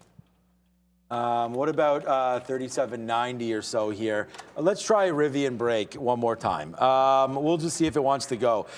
I don't know. The market, we reloaded our Facebook. We have that out now, 190.30. If that breaks 190.30, we're going to be out. Rivian just tested the 50 period, which is fine. You know, I'm willing to end this trade here. You know, if we do break back above somewhere around here, VWAP, something. We're just going to try this trade, breaking through 38.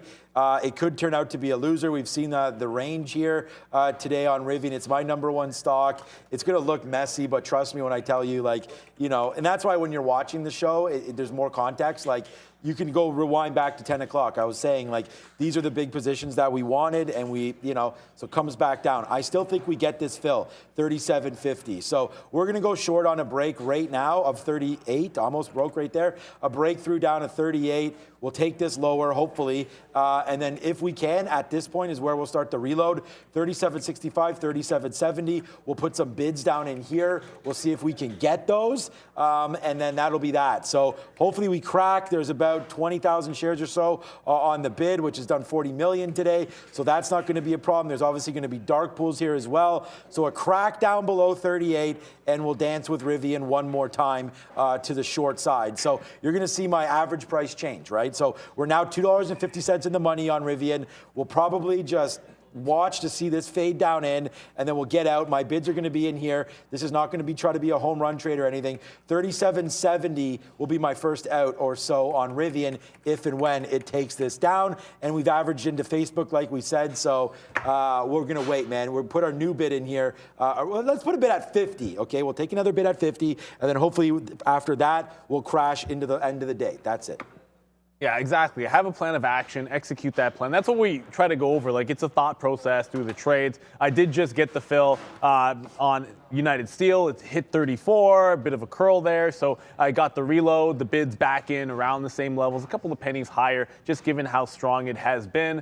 I saw something interesting because someone mentioned a death cross on the SPY. Now, the Qs had a death cross last week, maybe it was 2 weeks ago, and that's, if you're unsure what the death cross is, I should probably say what I'm talking about first.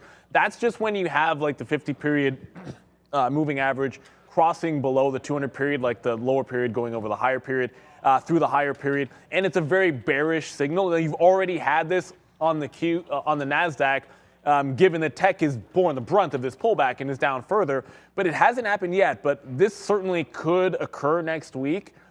it's a pretty weak signal on the market. And one of the reasons why we say, is this a relief rally? Is it really there yet?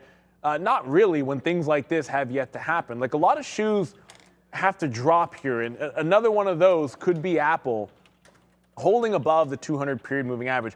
You know, if you think the death cross is happening, well, it's probably going to take Apple getting through its 200 period moving average. And I feel like there are a lot of people that have been waiting for this to happen. Death cross on the SPY, something like an Apple breaking the 200 period to really have that capitulation and say, okay, now I'm really waiting to get those dip buys in there.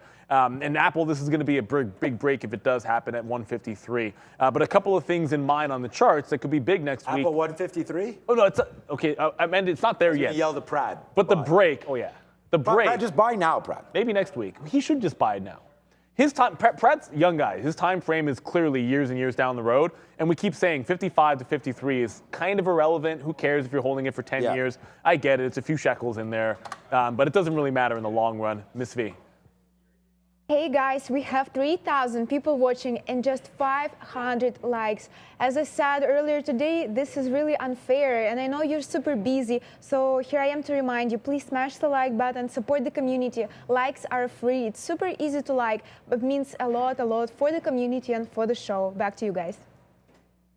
I see what you're saying, Douglas PC. I'm woke out of trance. I don't know. I'm woke. You woke, it says here. I'm woke. Oh, I always thought woke was not a great thing. Oh, God, speaking about woke, who's this guy over here? Some people have a toothpick. He's got the stir. He's got another coffee going. I thought I was a coffee guy. This guy's killing it. He got the extra large and everything, and now he's reloading that? There's always a coffee in Randy's. He's reloading that? Always. Okay, all right, here we go. To take one of Randy's lines, here's Facebook. It's starting to go back up to the upside, so we will lose on this trade. Again, we have our out, and we're just chilling. It's 190.30. If it takes out 190.30, then we down. Our average price is 189.90 right now, so that'll be a 40-cent hit on Facebook. You know, well able to be absorbed, but still, like, I'm actually wondering about this because look at the market. The market is now at day's low, right? Like, what is Facebook? Hold it. Yeah, exactly. What is Facebook even doing up here, right? And so I don't know, but here it comes now down to the downside. We're short at, you know what, I know you're going to say hold it, but I'm going to put a bid in the 70s because bang, there it is. That's why we do that. We spin the money. We'll take a little bid there. That's a good trade. Oops.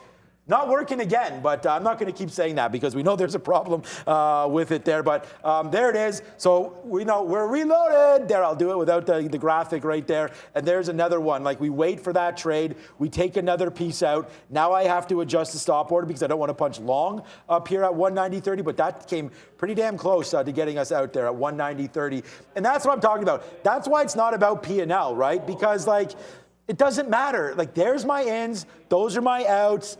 And, you know, whether or not you want to put on 1,000 shares or 5 shares or whatever you're comfortable with, this is what we're talking about. We're up on Facebook today. We're at the highest spot we've been at all freaking day. And here we go with Rivian. That just got executed in as well. So we are now short Rivian on a 38 break. And we are short Facebook right now. More bids coming. Hopefully we get this bid at 50 again. And then we just missed that bid by 3 cents. But I think it's coming in. Facebook, how are you not going down when the NASDAQ is at the low of the day? Maybe Brendan has the answer. No, I don't, but I do have the answer for a couple other things, guys, that are moving around here. Just saw this pop up on a volume scanner, BSFC, which is Blue Star Foods Corporation. They reported earlier in the week. But hey, it's a 9 million float type of deal, so there's that. So watch out for BSFC. Also want to mention this. Somebody mentioned Blink charging. Not really doing much, but holding 23 right now, or holding below 23 for Blink off of earnings yesterday. Yeah, I just got another leg up myself. I mean, the market's rolling down. The only reason I said hold it is because when the market's breaking lows, both markets are breaking lows here. Just watch DraftKings break the low of the day. Basically, every single thing I was looking at was going through a bottom or making a major retracement, even like, you know, strong U.S. steel. I mean, like, and not just talking average candles, like the biggest candle in the last, 5 or 10 minutes to the downside had just occurred as the market broke its lows. So that's the kind of momentum that we've been seeing a lot of times late in the day. So when you got the shorts on, yeah, we're holding some. Got to take profit because there's only half an hour left, right? Like there's no holding it into next week, at least not for us. But you've got to take the profit, but you've got to give these things a chance to run. If you're watching Tesla, I am, because I'm still holding that Lucid trade as well. It's retesting this bottom here, that 794 or so. So if that shoe were to drop, there's something that hasn't gone through the bottom that's relatively weak. If this breaks that shelf, I think Lucid's going through the bottom. I think Rivian's going through the bottom. It's just one of those, hold it to at least 350. Could there be like a buy and balance the shorts are covering? Possible, but willing to play this one out to see what happens. Yeah, I'm with everything that we're talking about right now. I mean, Facebook is now, we just took this at 190.10 there. It's now down to 189.30. So we did change our bids. I'm not telling you where, but we are going to get filled in the 30s here, hopefully. I'll tell you, who cares? It's 189.33. 189.33 we're bidding, and again, just a random price coming in here. Okay, just went to 38. I was going to say this bottom right here was 37, and that bottom was 29. So instead of waiting for 25, like, look, it's at that's me, 33. There it is, runs it over. Yes, sir. Are we working now? Yes or no? Let's see. There's the floss. So there it is, man. There's another 80 cents for you right there on Facebook, just like a glove right there. So we do that. Now we come down to the downside, and here, it's a party, man. This has been a great afternoon of trade. I hope you're enjoying yourself. You know your boy is, and that's what we're talking about. There goes Facebook down to the downside. We just talked about this. So yeah, I'm pretty happy with trading today, man. Needless to say, we put on a few trades for you. These Facebook shorts, the Rivian short, man, the Clover long. Like we're doing quite well now. We talked about Oracle. I still can't believe I missed that 80. That's a shame to miss that 80 short, in my opinion. We even talked about it, like Neil and Pratt talked about this. We missed that, but there goes Rivian. Hopefully this can come down. I went to the bathroom before coming back on. I'm not going to lie. Yeah, that sucked, man. It happens, man. You can't sit in your desk the whole time. No, I take breaks, yeah. Yeah, we come back at 2 o'clock, and you sit down the whole time. I was up in the can when that happened. I wish I'd held on to Mullen. I don't think this move down has anything to do with the overall market, but even that, like if you got this to the short side, why not? Like hold on to it. Like no reason to get out of it just yet. When you see these moves start to go and something's in your favor, hold it. I just got the next leg out. If they're working, we'll use them. As I showed you where I was at on the bid, the next leg down 33.6 on US Steel, and the next bid's going to be in front of VWAP. I haven't put it out there yet. I can do that now. So going to throw that one in front of VWAP, and it's not like it's overly complicated, right? Like if you look at the channel that this was in when it made the first test at the high, it was about 33.75-ish. That's where you get the first bid. When it made the bounce off of 33.40, this area here, it had nice little resistance and a consolidation right around 33.60. That's where I decided to get the next leg out. And the rest is VWAP and this pullback range. So I tend not to get too complicated with where I want to get out of the trade. If it's pretty obvious, then on a counter trend trade, I'd say bid in front of it. That's the level where buyers are likely to step in because they're all looking at the same chart. So it's not that much rocket science to that move. Mullen's making a bit of a move to the upside. I am now at least a little bit curious as to why Lucid is not breaking down through the low of the day. Affirm broke the low of the day. That's, you know what? All the markets are breaking low of the day. Tesla just hit 794, and Lucid can't get through 2280. So I'm putting my trailing stop in through probably 2310 or so, somewhere around here. It doesn't want to break the lows, and I might have to just take this trade off. I feel like it should have already done this, and somehow it's holding up. Yeah, I'm looking at Rivian here. I mean, we're just laughing all the way to the bank. We have $1 in the money now. Someone asked me here, where was it? If you tag me, I'll try to do it. I'm always looking to see if you guys are asking about any profit points here or anything. Oh, it's right here. And we're going to do it right now for you. What's up, Mahendra? Mahendra, yeah, I believe that's probably right. Please explain your thinking behind shorting Facebook at 190.18, that wick. Sure, so let's go over that, Mahendra, and thank you one more time for asking. If you tag me like at Sean, then it'll be better because then it will show up a little more clear and I'll be able to see you. But again, I'm trying to answer everything for you guys. So there it is. We're now in the money, $1 on that wick, and it was really just simple. We wanted to get out through 190.30. So that was the trade. I wanted to take, it was actually 190.10. 190.18 is where it went to. We were waiting at 190.10. I felt like 20 cents or so more of a bump up is where I was going to get stopped out. So because I wasn't using too many shares, and we've already explained it, like I got out there, which allowed me to get, so I'm in twice. We got a piece out. That allowed me to reload this, right? And so when we reloaded this, then that's, you know, basically what's good. And wow, I cannot believe the money here. This is coming down, man. Here comes Facebook all the way to the downside. This is going to be hopefully a decent looking spot for me right now on this name. Clover hanging out. Screw you, Clover, I think, at this point. I only said that because someone said screw you, Apple. Did I say that? I don't know. I don't know if I said that or not. Someone said that. But I'm just going to get out of Clover. It's not moving. I don't need to worry about it. And then also Rivian. I don't know, man. Like, why is Rivian not falling? I do now have a bid right here at 83, I think, for Rivian. So if it comes back down, I'm going to take a piece out. Like, we just shorted 38. I don't know why it's not going to the downside. I don't know. We'll take this. I'm getting nervous because part of me says if we take this 38.10 out, then I don't want to be in this name. So part of me is saying that, but I'm going to wait for 38.25. So here's going to be my out on Rivian. And again, I'm not understanding this. The market's at lows. We've been hammering Rivian here to the short side, and it's stopped. It's barcoding right here. Nothing really to do with anything, so I'm not sure. I was expecting it to come down here. It's not, so let's revise this. I'm just going to get out at a 38.10 break. Let's just get out now, end our Rivian trade. 38.10, a little higher than that, we're gone. And sometimes you got to wait, be more patient, and fish for profits. I don't even know.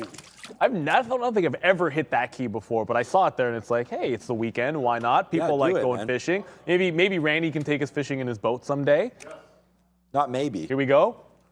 I don't know. Anyways, that's neither here nor there. Maybe we'll show Randy's boat at some point again. But U.S. Steel came down. It's so strong that, yeah, you can say the market's falling here, but it's had a nice upward trend. Like, if you were to draw a trend line, which I used to do way back in the day, you might say that this is still yet to break that trend. I get it, the market's falling, but I'm never going to try to play this past that view up there. I'm dead with you on what's going on with Rivian and Lucid here. Tesla did hold there just a tiny little bit, but I don't understand that. I'm down to the Lucid trade only.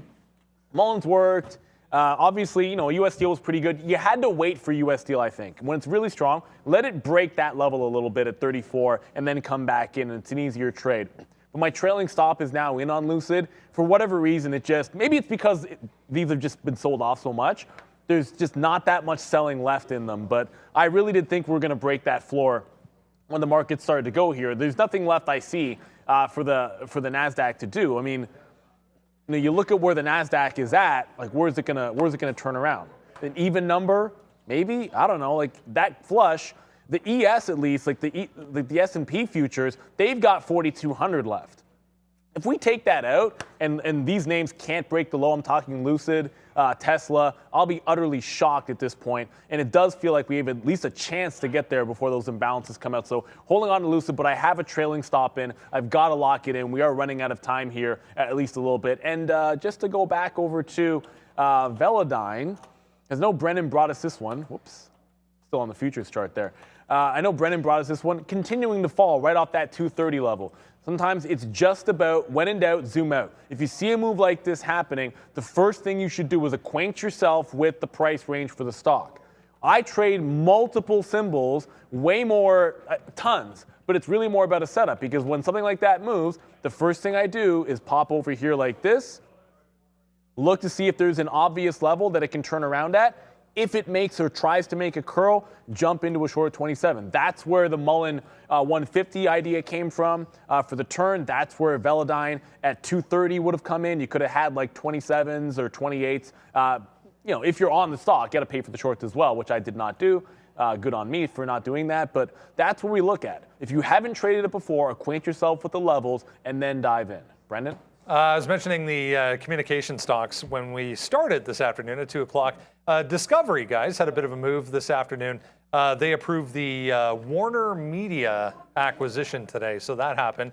Huge buy volume came in when that happened, but I mean, everything's getting sold off here, but even this one, guys, back to day lows for Discovery.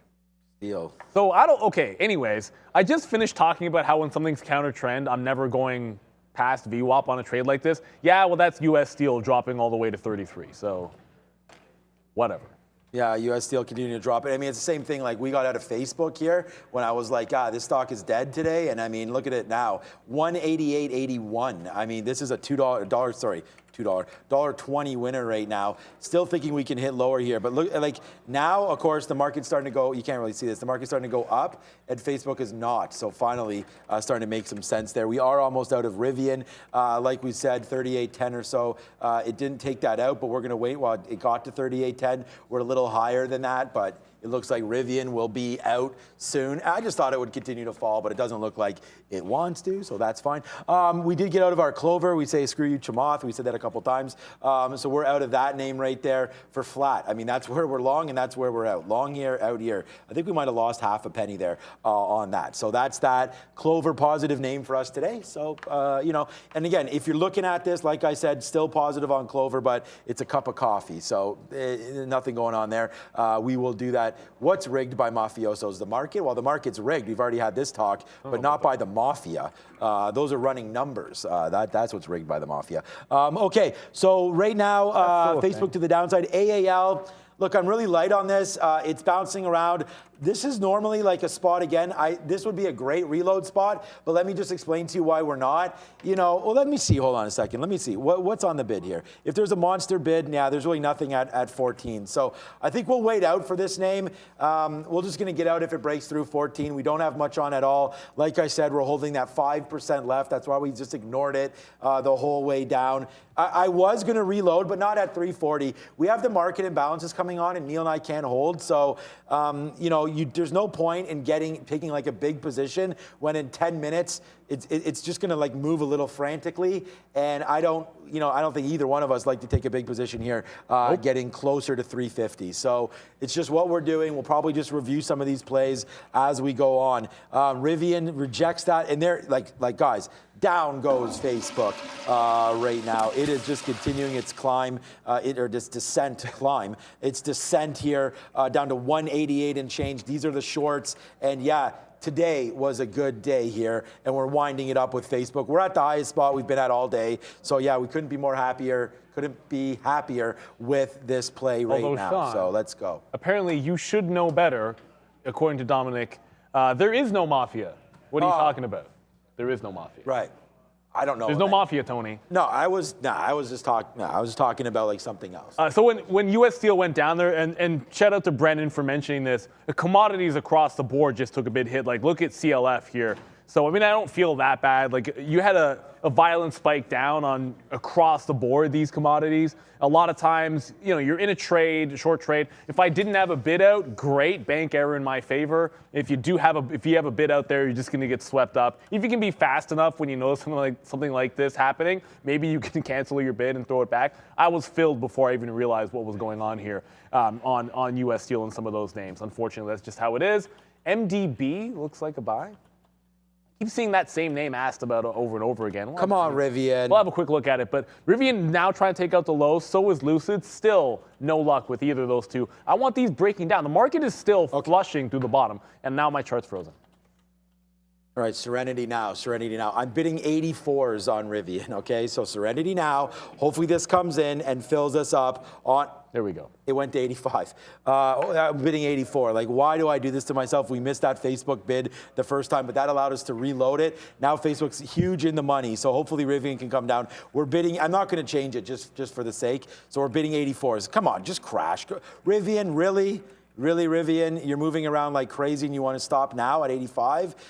So we're bidding 84s. Just out of principle, I'm not changing it. Like, I could just take 88s right now, and I'm waiting for like 4 more cents. That doesn't really make any sense, and I know I'm being stubborn, but at this point, I don't really care. It's Friday. We're about to have some fun. Prad's getting locked and loaded. The boys are coming through, I believe, and that should be a fun night for everybody. Oh, come on, 37.90 now. As if. I'm might Rivian. just take this out. This is not oh, you have Rivian short as well? No, it's You have lucid. short. Look at it, won't move. They're man. just dancing here. All right, let's forget about it. Maybe if I don't look, it'll go down. All right, so let's just look at Facebook quickly here.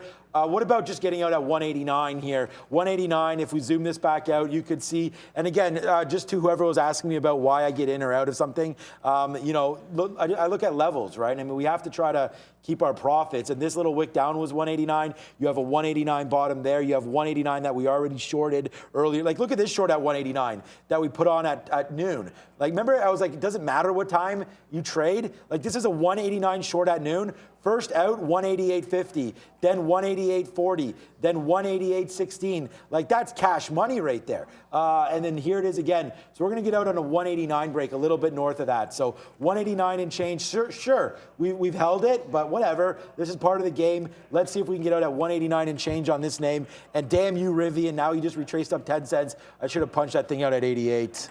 So I did ask in the chat why MDB, why Mongo, but what I will say about it is that if anything that's not at their lows right now, that trades at 30 times sales is still expensive. So it's so easy to get caught in this hole. It's gone from 600 to 300. It's cut in half. It's got to be a value type of thing. But I'm never convinced when it comes to that. So, you know, I'd be looking more to real support.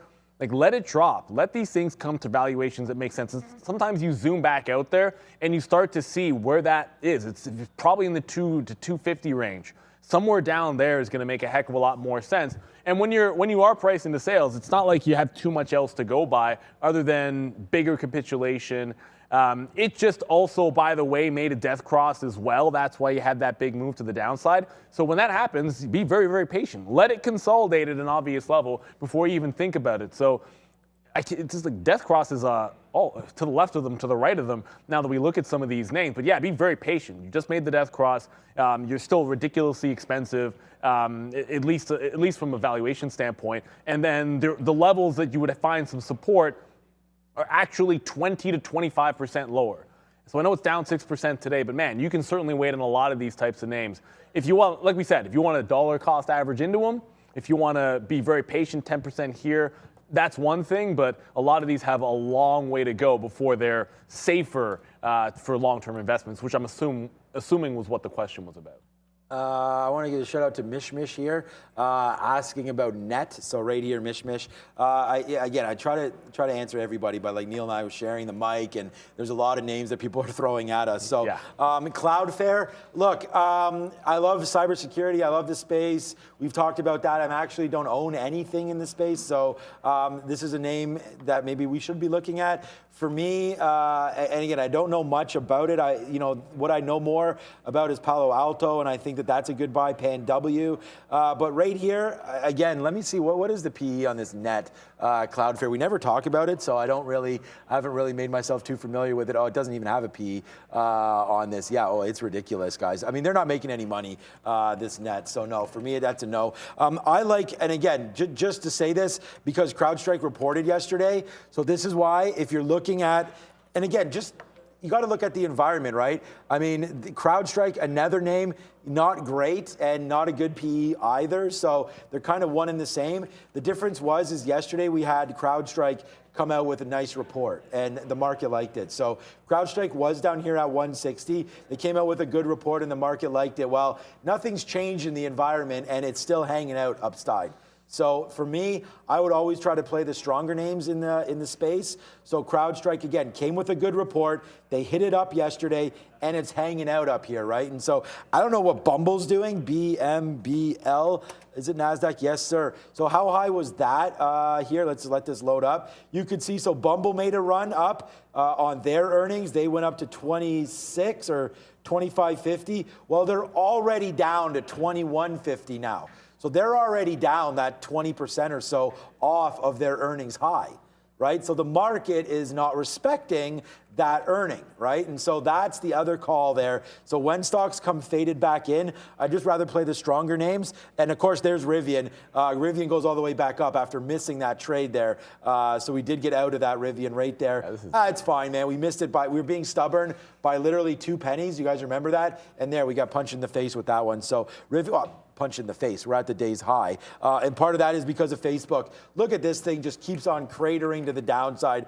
Facebook, for the win, basically. FTW, as you young kids say. And the second you said that, and I looked over and saw that, I was like, why even wait 1 or 2 more minutes to 350? Just get out of Lucid right here. Forget about it. It doesn't want to go any further. Take the win, take the money and run.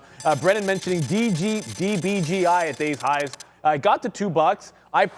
If it wasn't so late in the day, again, acquaint yourself with the higher time frame, and it also happens to be a nice little round number at $2. And on top of that, the breakout happened at $1.50, so you get all kinds of symmetry on that one. $1.50 to $2. Should it really be that easy to look for where the pullback is?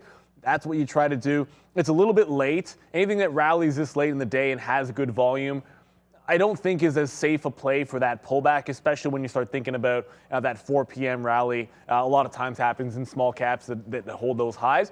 Although that doesn't happen as much on Fridays is at least that's the most I could say. It looks like we're going to be at the lower, breaking fresh lows, going into the imbalances, which come out in about 90 seconds. So that's the closing auction. If you don't know what that is, the closing auctions in the NASDAQ and the New York at 4 o'clock, they disseminate the buy and sell orders and the net order imbalances on those to the public at 350 so everyone can see. Are there too many bids or too many sells on a particular stock? And sometimes if it's overall in one direction, you can get some big movement. We'll see what happens. It doesn't mean there will be anything, but there's some notable names here. I'm actually going to be looking at U.S. Steel and some of those metals names, just given the move that happened late. I'm curious if maybe there's something going on in the auction for them. Yeah, that makes sense. And so we're going to do that right now. We're on Facebook, obviously, and that's a $2 winner. So, we'll go whoa on that one and just throw our net through the roof here on this trade. So hopefully, Facebook additional downside imminent. Okay, I'll take it. Shout out to you, Compsrix 1 there. It sounds like that's a golf ball. But okay, now we're coming to the downside. Let's watch out. Here comes Facebook right now. I mean, just a monster win. $2. We just put this on like a half hour ago, or it seems like a half hour ago now. Yeah, it was actually. So there it is. Nice little move to the downside. I'm getting exhausted right now. Mock and balance sell side. Prad saying from Financial Juice, 100 million to the sell side on this. So here it comes with only 5, 4, 3, 2, and 1. Now we'll get a change here in the imbalances, and let's see what happens. Yes, sir. It's a big sell side move. It looks like the market's trying to go down. Not really. 1.181. Zila there as a sell. So actually, that's not going to do anything. I don't even know why we're looking at it. Apple here. Let's see. That's a sell of a milli. So you're going to see that starting to push down lower right now. Apple taking out the day's low as we speak. Microsoft. Ooh la la. What? Okay. This is a good buy area for Microsoft. If this was 10:30 now, I'd be buying this hand over fist at 281. Microsoft, not buying it now. These are great levels for Mr. Softy, man. We hammered Softy today. Softy's one of my better trades, man, and it's just tanking here. Look at Facebook. Adios, amigos, as we just continue to make a move to the downside. That's the imbalances. Majority of them to the sell side, all big guys there. But there goes Facebook. Down goes Meta. Down here into 187. Ho-hum, it's just a $2 winner.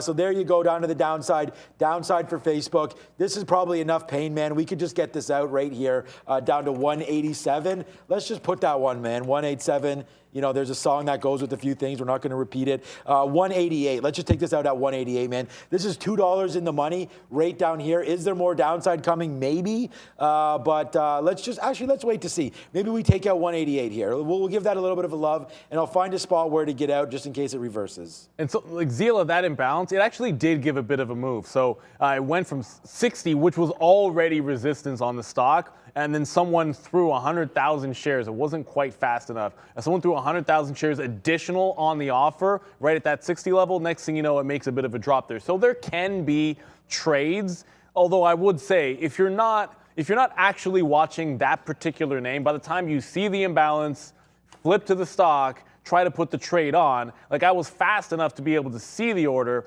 but then, not to be able to make the execution. You had to be looking at Zila. If you were watching Zila in that moment, saw the big sell imbalance, you would have had time to be short, literally at 59.8 or something like that, and actually covered some of that trade. But, the algos that trade off of these are pretty quick. So they're tough to beat. That's just the way that it is. We got out of Lucid, like I mentioned to you guys. There was nothing happening on the imbalance there. So overall, we pretty much got what we were looking for once we broke that shelf there at 23.50, and then we were able to sort of get it out at the bottom end of the range. And the thing for me there is that you had that big fall that was going on in Lucid while Rivian was ripping, and it made it just easier trade for me. I'm going to go back to the well. The levels for me next week, 25.75, now 24.50. They're going to be very much in play. And that 22 bottom, we'll see if that can hold up. It is Fed week, right? We all know what we're expecting here. I don't think we're going to get too many surprises out of them, but you never know, and you want to be prepared for the crazes that will happen. But I'll tell you this much. There is no chance that if a positive thing comes out of you-know-who from Russia that makes the market move upside in the pre-market, willing to fade it in the pre-market. And that's sort of the thing. Like, I was not willing to take a pre-market short on a firm today because the market was going up.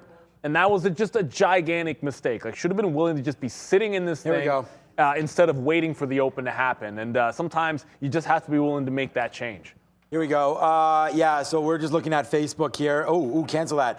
We were at 187.80. Yeah, buddy. This is a nice one. The rocket's going the other way today as Facebook making new lows. Right now, this is $2.40 now in the money on this Facebook trade. It's the only one we have left. So we're going to watch this and see where it goes from here, man. 187 and change to the bottom side. That's 187.75 is this bid. We could take it right now. Maybe we should. The market just continuing to fall down. That's what we were looking at, man. We were just watching that 188. Like, I wasn't sure if it was going to break, but now that it did, my bid was at 187.80. It just would have got taken out, but we saw it break, and I was like, here we go. And now it's going back to the downside here as the futures continue to crack lower and lower and lower. I don't know if we get that bid today, 186. Let's just put something like right here, 187. I mean, it's right at 187.50. You know what? We might as well just put a bid right here. If we take this, hey, we got to take $2.50 at the end of the day. We're going to do that right now. So let's see if it comes back down. 187 coming through here. We'll ride this to the bottom. You know what? Scrap this. I'm going to get. Oh no! I just tried to cancel it, but whatever, man. We'll take that out. There's a 187.55. Let me just make sure exactly what we got there. We got 187.57 on the crack to the downside. That was a ho-hum $2.53 winner to end the day. And we'll do this one last time because this is what's been happening today. Pure trading over here on my side. Everything you're seeing is what's good. That's what's good. We're at the highest spot we've traded today. We got AAL. We had AMC was our only real negative stock today. AMC and SoFi. And I already broke down the SoFi. AMC, we tested the longs. It just didn't work, man. We tested these longs. If I would have held it, it would have worked. But it did break that 1450 shelf there, and we didn't like it, and we got out. So that's a negative name for me. But hey, man, all good. We made more on the stocks that were positive on than we lost. So far, so good. A nice high side. Zero LFT for you. Someone said, what's our borrow cost on AMC? Nothing. Zero. Yeah, so we don't have any broker borrows. Well, it's our broker has them. Yeah, I was gonna say, but sometimes like there were trades in the past where AMC was hard to borrow, and if we had to, you could pay to short it. I don't know that AMC was ever that expensive, but there are stocks that have been through the roof. Shorting INDO DWAC was like $10 at one point. No, but INDO at one point was just insane to be able to pay for short. When it got to $80, everybody wanted locates, and it was, I actually forget how expensive it was, but it was a price that almost nobody wanted to be able to pay. So it's not as if you can short everything, but we can short just about everything. US Steel ended up doing the other thing. It just bounced about 80 cents here. The imbalances were nothing that I could see. I don't even see it on my board, but a hard reversal on some of these commodity names. It's right back to where we got out. Being pie in my face for not holding it, but you have to cover these trades at some point. I chose VWAP. That was a target. We got out of it. But a wild end to the day for some of these metal names. Cliff making a similar move to the upside. Only 3 minutes to go. I want to tell you guys that you're going to get a bit of a treat next week.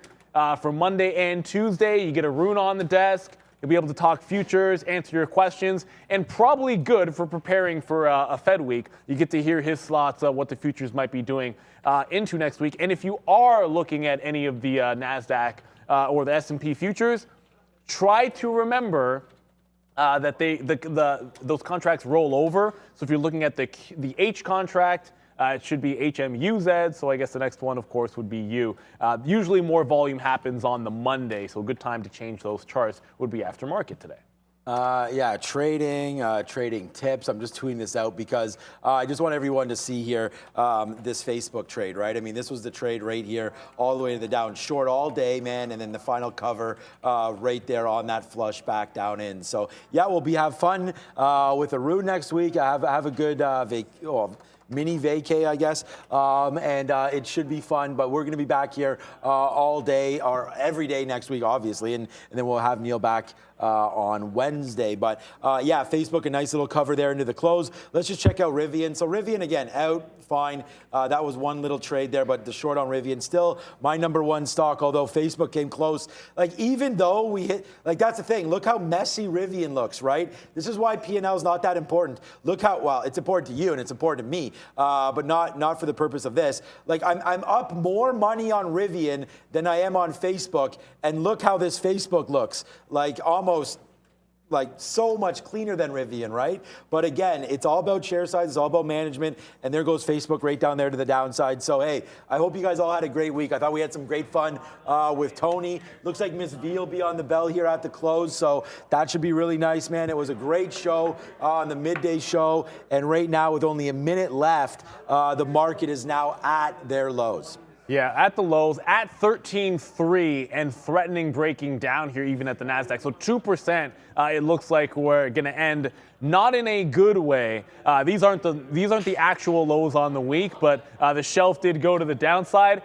I heard that. I know what it was. It was Miss V likes to do the twirling to prepare for the swing, and I heard it hit the ground. So we'll see what happens. We got under a minute to go. It's been a wild one so far, and thank you guys so much for all the support and all the fun that we have, and for giving us some symbols that are worth looking at too, guys. Like, a lot of times we'll miss some names that are out there because you can't follow everything. I know Dominic was talking about Mullen, which, you know, we were able to get that 150 trade, but I wasn't watching Mullen until you mentioned it. I'm not going to lie.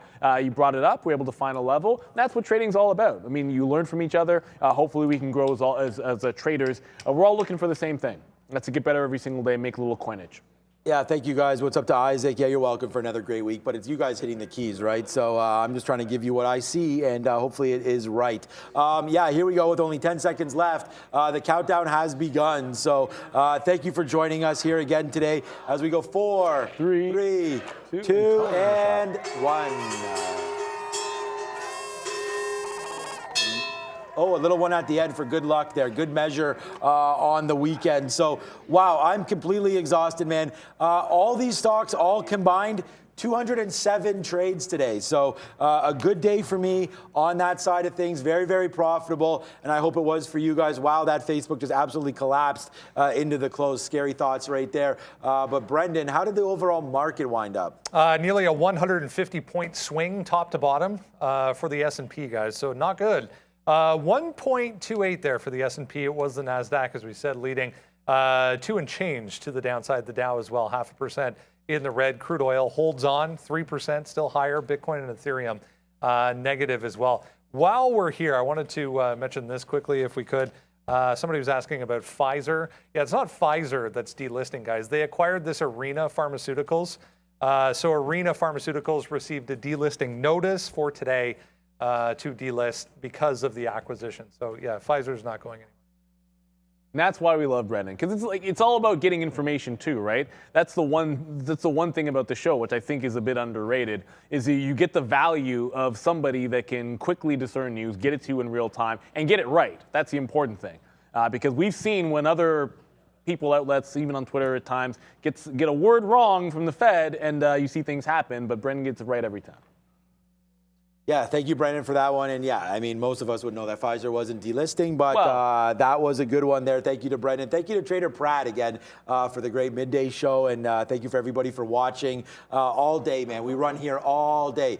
8:30 to 4 o'clock. We're here for you every single day of the week, besides the weekend. Every single day the market is open. Yep. A big shout out to Mark, to Randy, to Lucas over there, to Maggie in the back, to Liz in the back, to Greg, and to Tony, to the Werther man right here. I've got the Werthers on right here. It should be a fun day. Thank you to Ms. V today as well. There's Tony. What's up? Thanks, Tony, for the Werthers for sure. And yeah, look, it's been a fantastic one. Thank you to Brendan. And most importantly, thank you to all of our viewers, right? So we'll see you guys back. Have a good vacay, mini vacay there, Neil. We'll see you back on Wednesday. It'll be Arun and I in the pit. I won't say the other word, in the pit, here with you guys on Monday. It should be a fun one. Have a fantastic weekend, and we'll see you back here 8:30 Monday morning. Ciao, guys.